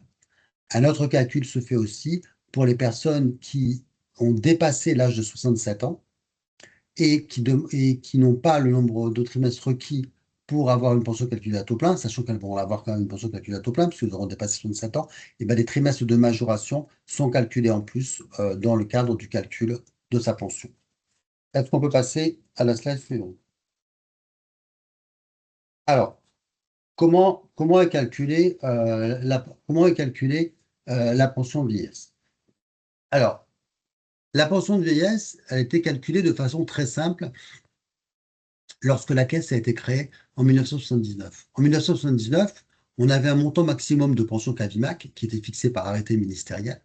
On multipliait par le nombre de trimestres validés par la Cavimac et on divisait par 150. Un enfant de 10 ans pouvait calculer la pension de vieillesse à la Cavimac, c'était une simple règle de 3. Aujourd'hui, les règles se sont complexifiées dans la mesure où les cotisations ne sont plus forfaitaires, dans la mesure où depuis 1998, les pensions sont calculées sur la base de cotisations et sur une assiette SMIC, avec un taux de pension, etc. Donc, les règles se sont complexifiées. Il faut retenir deux choses. La première, c'est que dans tous les cas de figure, il vaut mieux demander sa pension et attendre que la pension soit calculée à taux plein. Pourquoi? Parce que la différence à la louche entre une personne qui demande sa pension calculée à taux plein et une personne qui demande sa pension calculée à taux minoré sera presque double. On aura 2 fois plus de pension à la Cavimac si on demande sa pension à taux minoré plutôt qu'à taux plein. Pourquoi? Parce que au niveau du taux déjà, pour la partie post-97, donc à compter de 98, le taux plein, c'est de 50% calculé sur la base du SAM. Si on a un taux minoré, on aura un taux inférieur à 50%. Avant 98, le taux plein est de 100%. Si on a un taux minoré, on aura un taux inférieur à 100%. Donc, si on a un taux minoré, on aura une pension moins élevée. Mais de surcroît, le paramètre de calcul de la pension est différent en ce qui concerne le numérateur. Si la personne a une pension calculée à taux plein, pour la période avant 79 et pour la période 79-97, on va retenir, pardon, pour la période avant 79, on va porter la pension au niveau du minimum contributif. Et le minimum contributif, il est aujourd'hui de 747,47 euros. Alors que le montant mensuel Cavimac, on retiendrait si la personne avait une pension calculée à taux minoré, est de 148,12 euros. Donc 2 fois moins, quasiment. Pour la période 79-97, c'est la même chose. Si la personne a une pension calculée à taux plein, on va porter sa pension au niveau du minimum contributif et même au niveau du minimum contributif majoré si elle a 120 trimestres cotisés. Et le montant du minimum contributif majoré, si elle a 120 trimestres cotisés, c'est 893,39. Et si la personne a une pension calculée à taux minoré, on va retenir encore le montant maximum de la pension Cavimac au niveau du numérateur. Donc là, on aura un écart entre 893,39 euros au numérateur si on a un taux plein, contre 448,12 au numérateur si on a un taux minoré.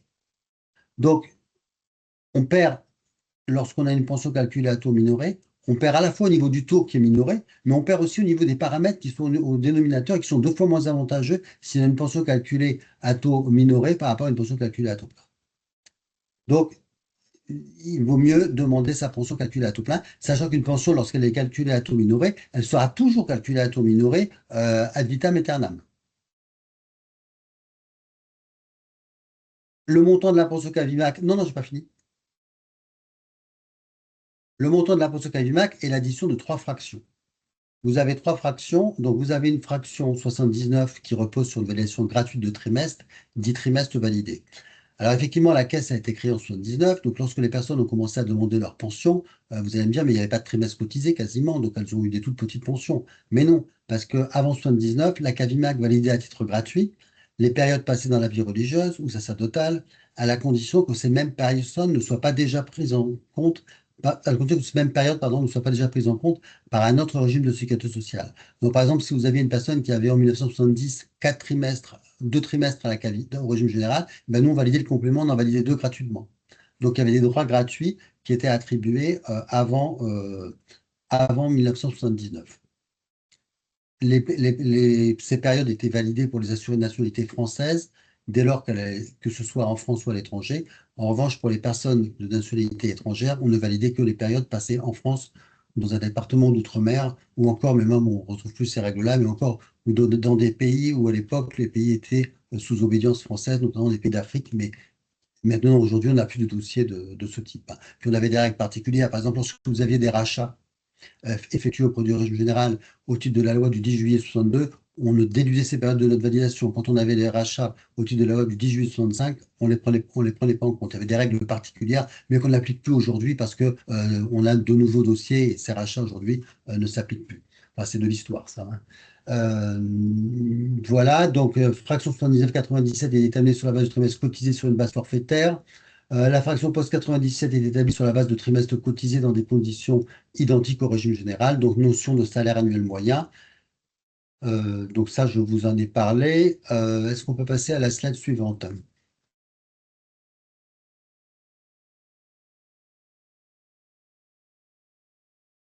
Alors, le soutien aux plus démunis. Alors, j'ai vu passer une question tout à l'heure. Donc, qui est compétent pour verser l'ASPA? Alors, l'ASPA, l'allocation de solidarité aux personnes âgées. Donc, c'est donc le minimum vieillesse institué par la loi de 1956 et qui permet aux personnes âgées d'avoir un minimum de revenus. Lorsqu'il y a concurrence entre le régime général et la CAPIMA, comme je disais ce matin, c'est toujours le régime général qui est compétent pour attribuer l'allocation de solidarité aux personnes âgées, sauf dans le cas très rare aujourd'hui, où la personne est déjà pensionnée du régime général et où elle fait une demande de pension et une demande d'ASPA simultanément. À ce moment-là, c'est le régime des cultes qui est compétent. Après, si vous avez concurrence entre la mutualité sociale agricole, par exemple, et le régime et le CAVIMAC, c'est le régime qui verse la prestation de base, la pension de base la plus élevée, qui est compétent. Pour bénéficier de l'ASPA, il faut avoir liquidé évidemment toutes ses pensions de vieillesse. Il faut évidemment résider en France. Donc, il y a une condition de 10 ans pour les assurés hors Union européenne et une condition de 9 mois pour les assurés de nationalité, pour les assurés de l'Union européenne. L'ASPA n'est pas soumise à déclaration fiscale. Donc là, vous avez les plafonds qui sont indiqués. Donc pour une personne seule, c'est 1034,28 € en 2025. Pour un couple, 1105,73 €. Est-ce qu'on peut pas... Alors, il faut avoir 65 ans pour en bénéficier. Donc, l'âge n'a pas changé. Il faut avoir 65 ans pour bénéficier de l'ASPA. Il y a des exceptions. Si on a une pension au titre de l'aptitude, on pourra bénéficier de l'ASPA un petit peu avant. Mais en principe, c'est 65 ans pour en bénéficier. Donc, le service retraite attribue l'allocation aux assurés pensionnés du régime des cultes qui résident en France ou dans un DOM indépendamment de leur nationalité. Alors, il y avait des conditions de nationalité avant. En 1998, avant 1998, il y avait des conditions de nationalité. Aujourd'hui, elles ont été, enfin depuis 1998, elles ont été supprimées par une loi dite Chevènement. Et maintenant, indépendamment de la nationalité, toute personne qui est sur le sol français qui remplit les conditions peut bénéficier de l'allocation de solidarité aux personnes âgées. Donc, avoir fait liquider l'ensemble de ces retraites de base et complémentaires, donc ça, je l'ai dit, octroie la prestation en fonction des ressources du demandeur, car il s'agit d'une prestation différentielle. Donc, on va regarder quelles sont les ressources de l'assuré. On va les comparer au plafond de 1038,40 € et on va verser la différence entre les ressources de l'assuré et le plafond de 1038,40 €. Donc, les sommes allouées au titre de l'ASPA ne sont pas imposables. Alors, elles peuvent faire l'objet d'une récupération sur succession, mais ces cas sont extrêmement rares, hein. J'ai dû en voir un ou deux dans ma carrière. Lorsque le montant de l'actif net successoral est supérieur à un montant de 107 617 € pour la France métropolitaine et de 150 000 € pour les DOM, à ce moment-là, on va récupérer les sommes qui ont été versées au titre de l'ASPA. Mais attention, ce ne sont que les sommes qui sont supérieures à ces seuils. Donc, si par exemple, on a une personne qui a un revenu fiscal de référence de 110 000 €, on va récupérer la différence entre les 110 000 € moins les 107 617 €, donc c'est-à-dire 3 000 €. Donc, on récupère qu'au-delà de ces seuils. Donc, voilà pour la partie ASPA. Juste pour terminer, pour en revenir à un petit point d'histoire, la CAVIMAC, c'est donc le régime des cultes pour la France métropolitaine, mais nous avons un régime aussi en Alsace-Moselle qui est le régime concordataire, donc issu du concordat de 1802 de Napoléon. Comment dirais-je, le système existe toujours aujourd'hui.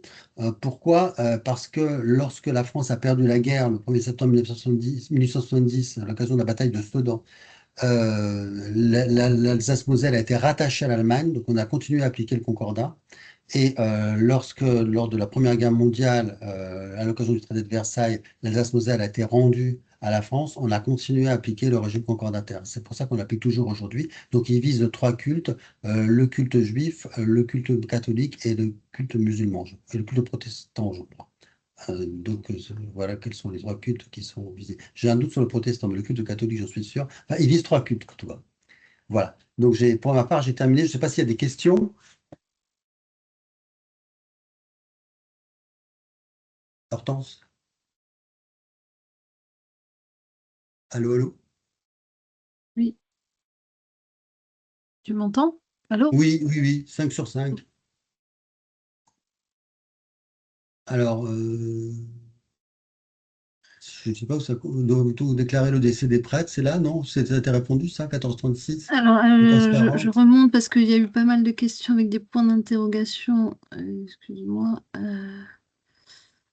Ah, voilà. Alors, y a-t-il un plafond pour la cotisation vieillesse? C'était la première.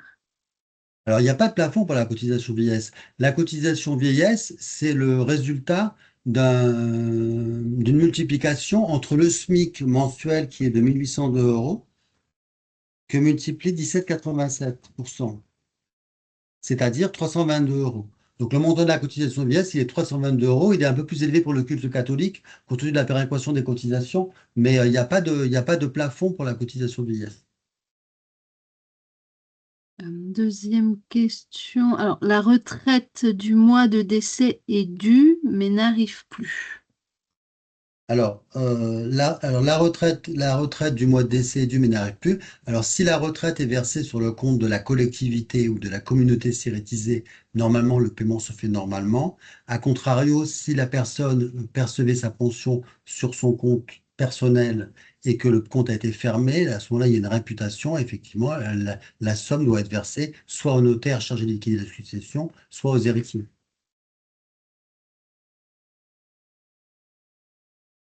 Euh,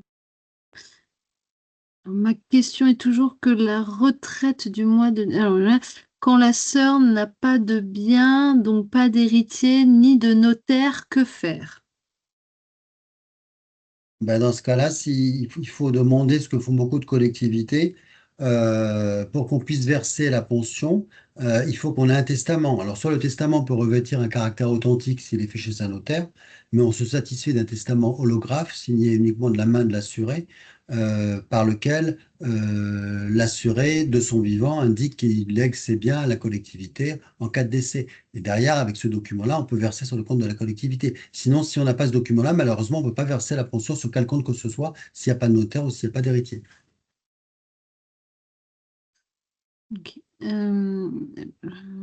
Sur le site de la Cavimac, est-il prévu de pouvoir télécharger les pensions de retraite sur 12 mois? Donc, pas un relevé global, mais détaillé par mois pour les renouvellements CSS. J'ai pas compris la question, pardon. Oui, parce que c'est pas deux questions. Est-il prévu de Quoi? pouvoir télécharger les pensions de retraite sur 12 mois? Donc, pas un relevé global, mais détaillé par mois. Non, normalement, nous, on peut le faire manuellement au niveau du service retraite. En revanche, en utilisant des téléservices offerts par le site Internet, on peut normalement télécharger une attestation avec le montant pour l'année en cours de la pension vieillesse. Sachant que normalement, le service des prestations maladie doit nous demander éventuellement des informations quant au montant de la pension Cavimac, on travaille tous dans la même, à la Cavimac. Donc, je pense que c'est plus au service des prestations maladie. Le service des prestations maladie ne devrait pas demander ce genre d'informations aux assurés, puisqu'ils peuvent nous le demander directement. Enfin, je passe sous le contrôle d'Airbnb, mais pour moi, s'il y a besoin d'une attestation de paiement de pension Cavimac, je ne vois pas pourquoi on demande à l'assuré ou à la collectivité de fournir ce document, alors que nous, on peut le produire en interne.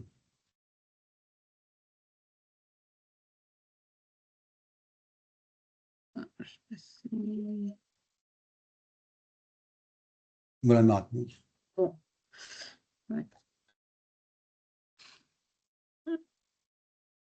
Autre question. Une demande de retraite version papier envoyée à la Cavimax suffit-elle pour tous les régimes? donc MSA par exemple.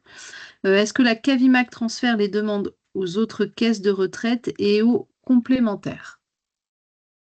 Alors, en ce qui concerne le régime de base, nous, on transmet la demande de retraite, papier qui nous a été communiqué, au régime dit aligné.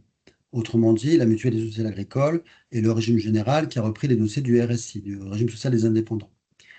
Au niveau de la retraite complémentaire, on envoie une information au régime complémentaire Humanis pour la France métropolitaine en disant qu'il y a une demande qui a été faite et là, la caisse de retraite complémentaire va se mettre en rapport avec l'assuré pour qu'il remplisse un dossier. Mais on fait le lien effectivement pour la retraite complémentaire et on fait le lien pour le régime de base, un lien total pour le régime de base, mais uniquement avec les régimes alignés. Autrement dit, si une personne qui a relevé la CNRACL et qui a fait une demande de pension de la CAVIMAC, on ne transmettra pas notre demande de pension instantanément à la CNRACL.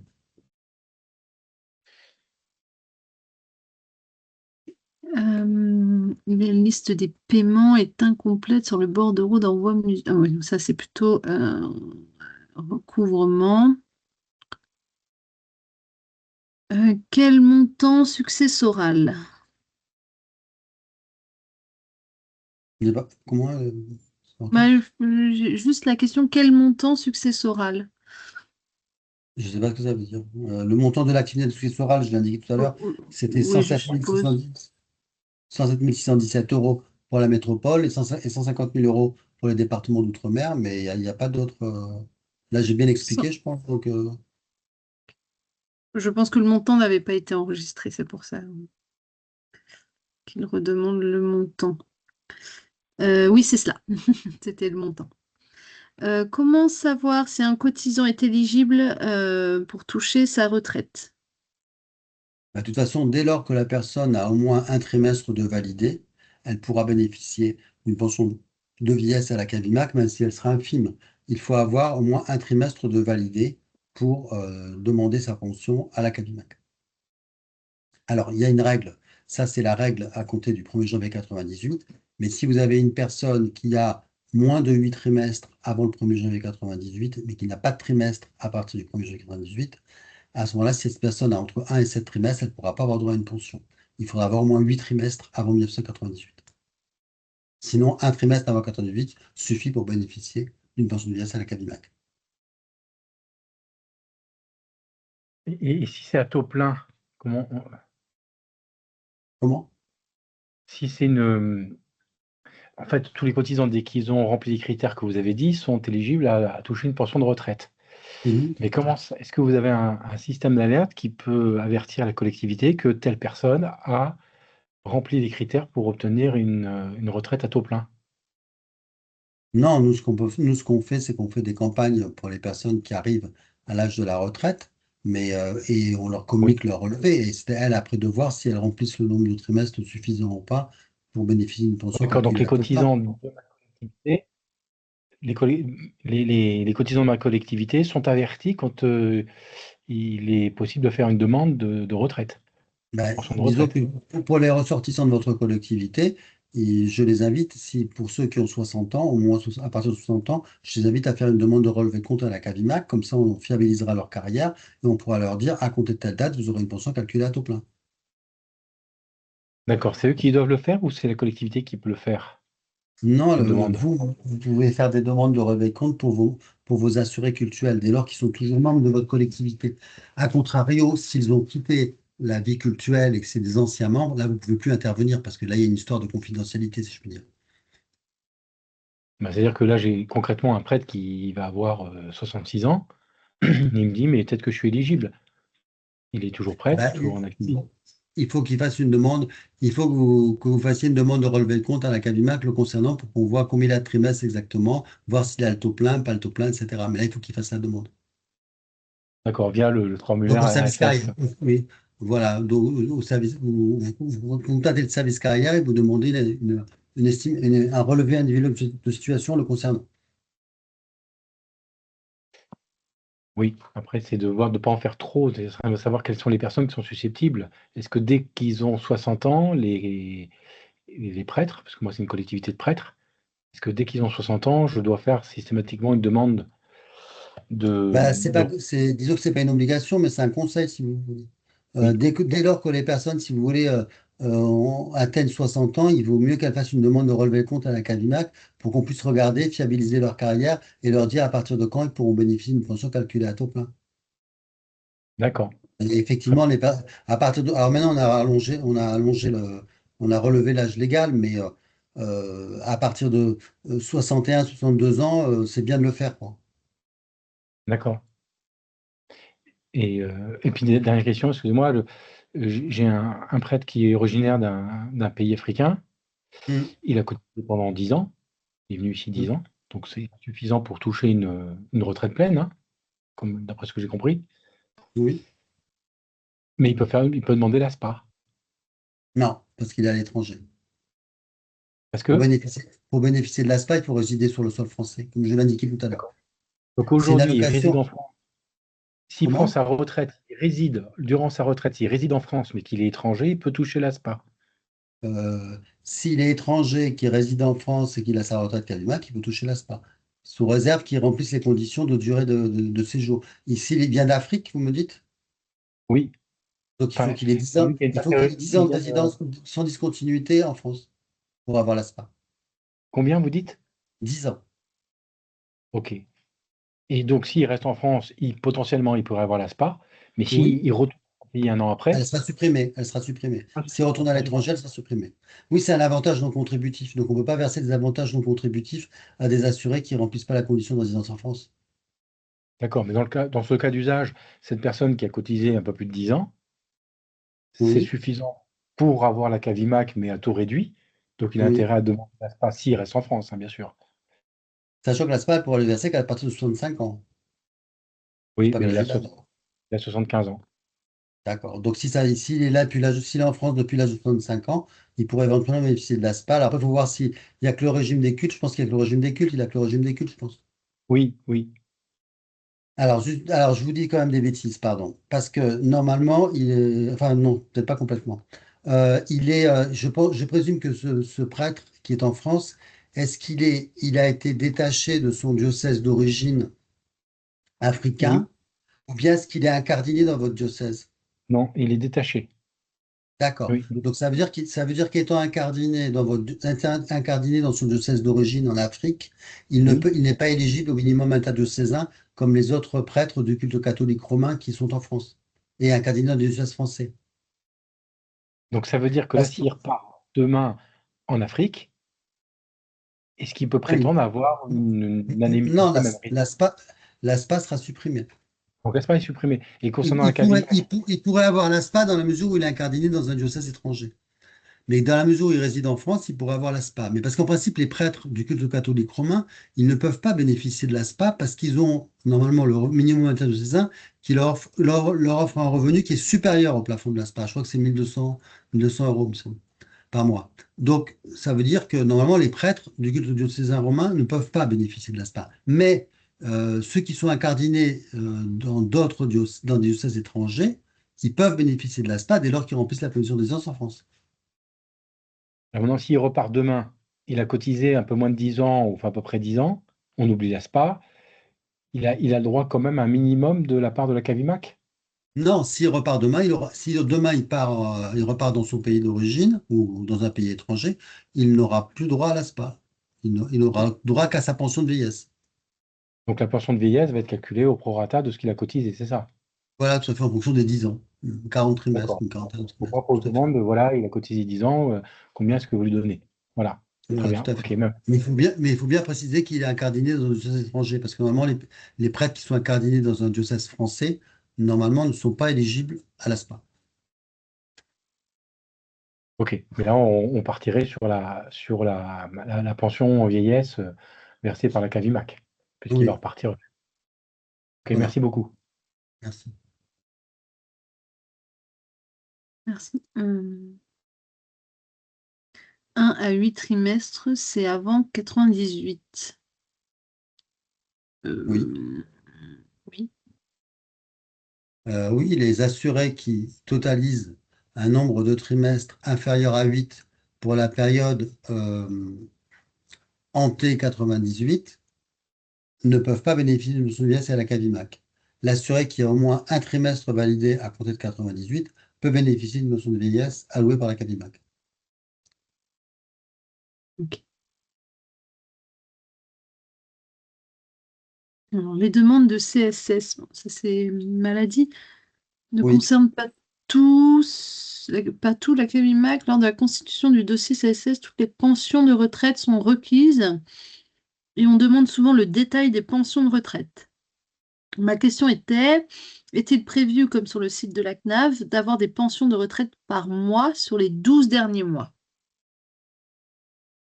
Non, c'est pas prévu que sur le site internet, il y a la mention des pensions de vieillesse des 12 derniers mois. C'est pas prévu. Ce qui est prévu, ce qui est à prévoir plutôt, c'est de renseigner le portail Info Retraite. Donc toujours pareil, se connecter avec une connexion France Connect.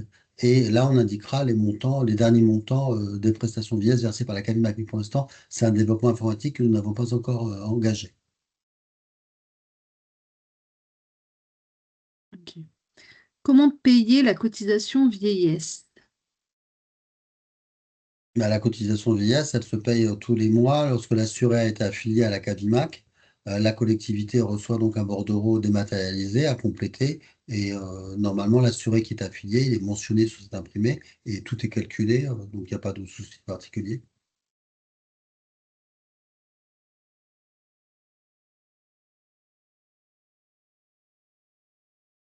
Ah oui, j'avais posé la question. Celle du dessus. Ok.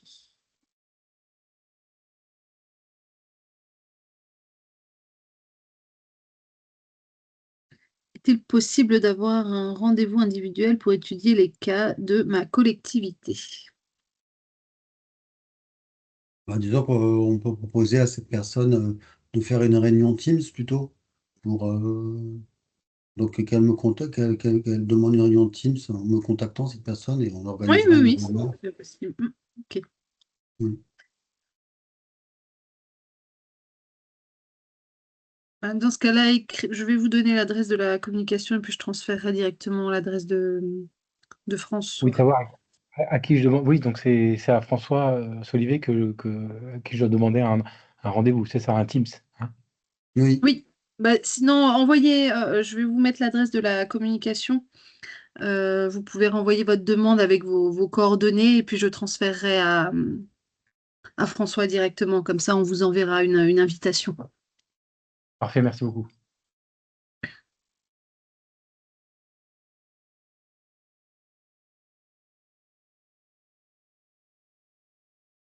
Pardon, j'avais le micro coupé. Quel est le montant de la cotisation vieillesse par mois? Là, je l'ai indiqué tout à l'heure, 322 euros.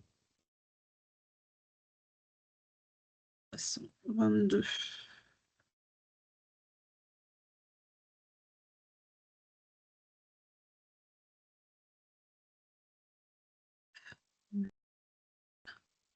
Alors, je ne sais pas si j'ai loupé des questions, je remonte.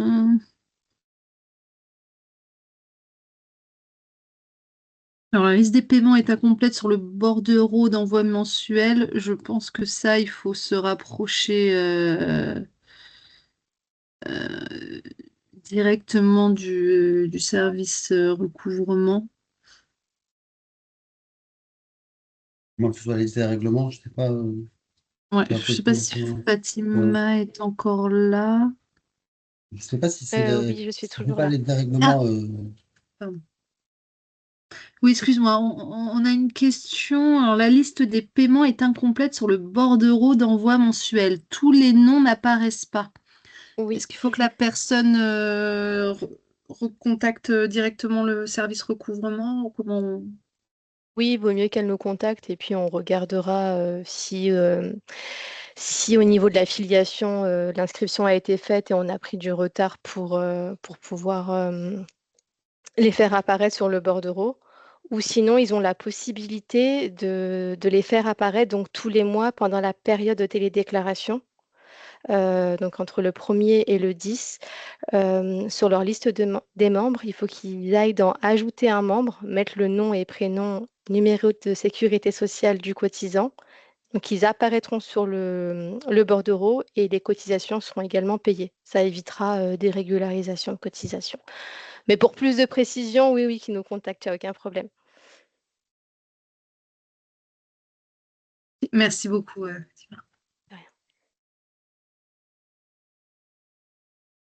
Je crois. Ah oui, alors pour ajouter un membre, j'en profite, pardon, parce que j'ai un compte test, donc je peux peut-être je vais reprendre rapidement l'écran pour expliquer, enfin pour Oui, montrer ce que Fatima a expliqué directement. Donc, hop, je prends.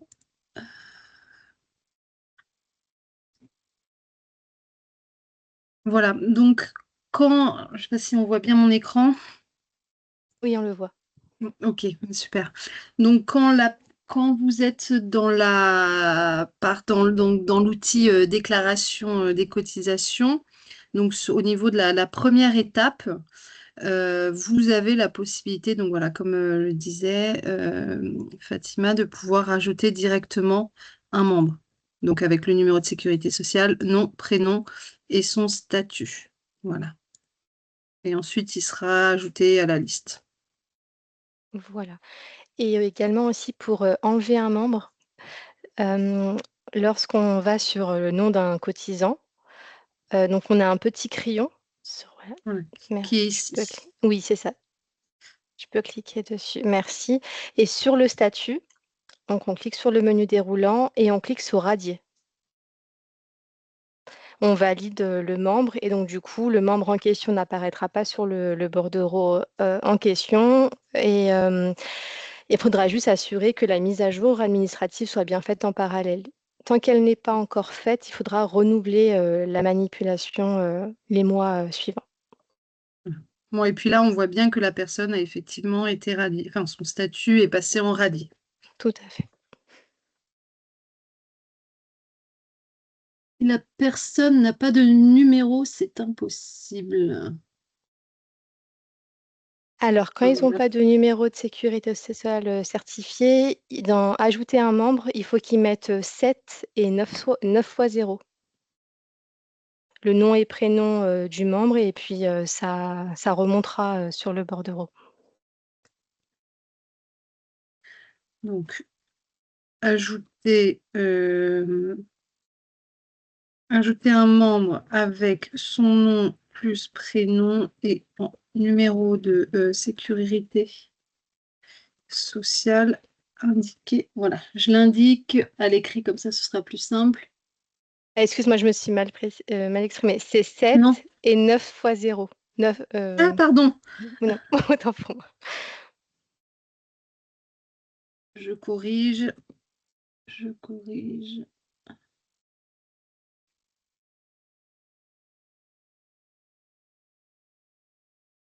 Voilà.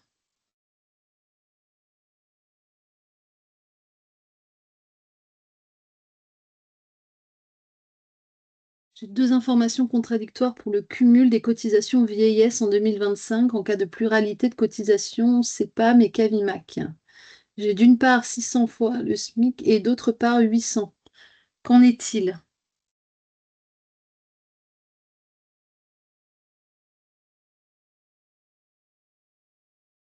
Hortense, tu peux reposer la Oui. question? Ah oui, pardon. La personne a deux informations contradictoires pour le cumul des cotisations vieillesse en 2025 en cas de pluralité de cotisations CEPAM et CAVIMAC. Elle a d'une part 600 fois le SMIC et d'autre part 800. Qu'en est-il? Non. La règle est la suivante. Pour les personnes qui perçoivent une rémunération annuelle inférieure à 800 fois la valeur horaire du SMIC, ces personnes-là doivent cotiser en assurance vieillesse à la CAVIMAC et au régime général et bénéficient d'une couverture maladie auprès du régime général. Donc c'est 800 fois la valeur horaire du SMIC et non pas 600 fois. 600 fois la valeur horaire du SMIC, c'est ce qu'il faut atteindre pour avoir droit à un trimestre validé par rapport aux cotisations qui ont été versées pour une année. Ok. Alors, comment rattraper le retard? Elle doit cotiser depuis octobre. Depuis octobre de quelle année?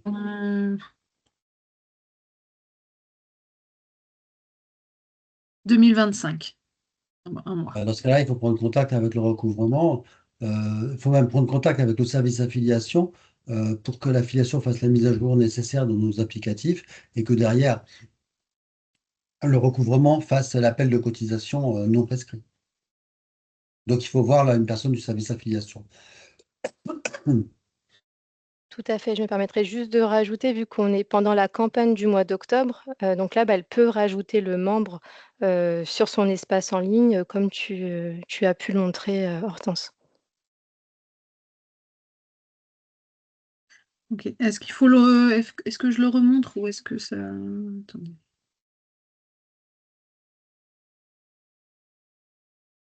Je vais repartager mon écran. Peut-être que ça peut... Hop.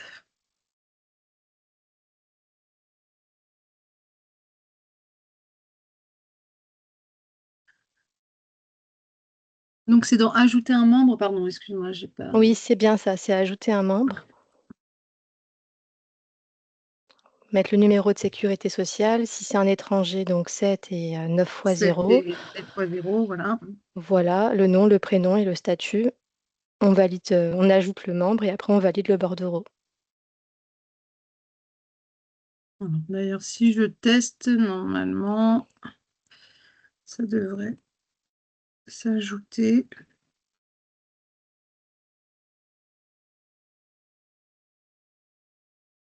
Ah, Il manque pas un 0, non? il manque pas un 0, mais c'est ce que j'étais en train de dire. 1, 2, 3, 4, 5, 6, 7, 8, 9. Attends.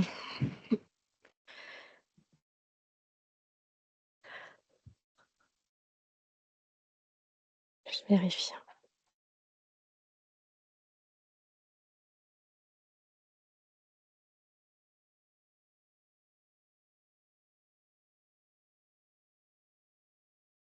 Autant pour moi, c'est 12-0. 9, 10, 11, 12. Voilà, ça devrait être bon. Voilà. Ok, je vais corriger sur la conversation. Ah oui, pardon. Et donc, normalement, on devrait voir la personne, et peut-être à la fin.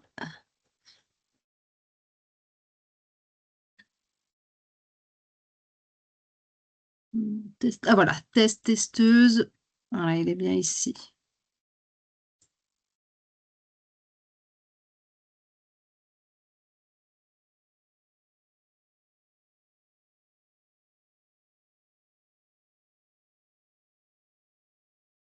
Donc, effectivement, c'est 12-0.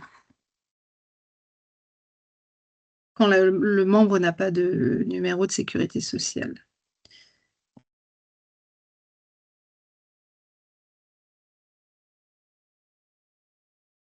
Au final, c'est à nous d'ajouter les cotisants sur le listing ou il faut faire la demande à un recouvrement? Ou quand il y a un nouveau cotisant, un nouvel adhérent, il rentre automatiquement dans la liste? Ou c'est à nous de Alors, l'ajouter? Vas-y. oui, pardon. Ouais. En fait, vous devez vous rapprocher du service affiliation pour mettre à jour les données administratives.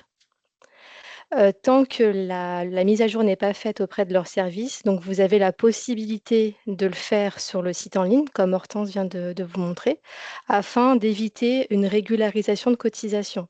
Une fois que la mise à jour sera faite, le membre apparaîtra de manière automatique sur les bordereaux à venir. C'est-à-dire que moi, j'ai des personnes qui apparaissent sur le bordereau, mais qui apparaissent pas sur le site. Est-ce que son dossier a été finalisé auprès du service affiliation? Oui. Bah, dans ces cas-là, envoyez-nous un mail au service recouvrement, on vérifiera alors. D'accord, je vais faire mon... Ok, très bien. Oui, oui, merci. Affiliation. Merci.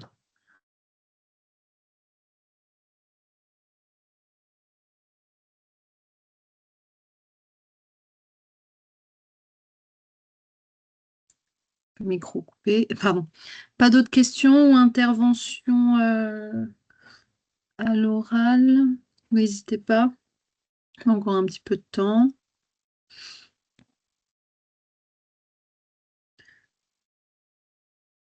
Sinon, en attendant, je vais continuer. Donc à l'écran, vous pouvez voir les adresses mail pour contacter donc les services.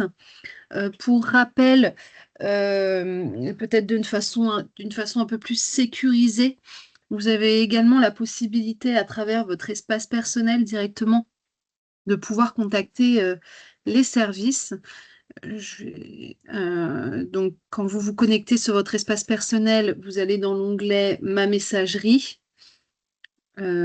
Nouveau message, et vous avez la possibilité de choisir ou de sélectionner le service sur lequel vous souhaitez prendre contact.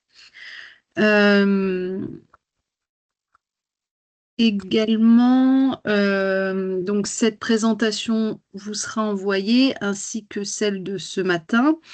De même, nous allons mettre à disposition les enregistrements. On va essayer dès ce soir, si YouTube n'est pas trop capricieux. Sinon, au plus tard, on vous enverra ça donc en début de semaine prochaine. Mais on vous enverra donc bien les enregistrements et les présentations. Slide suivante, s'il vous plaît.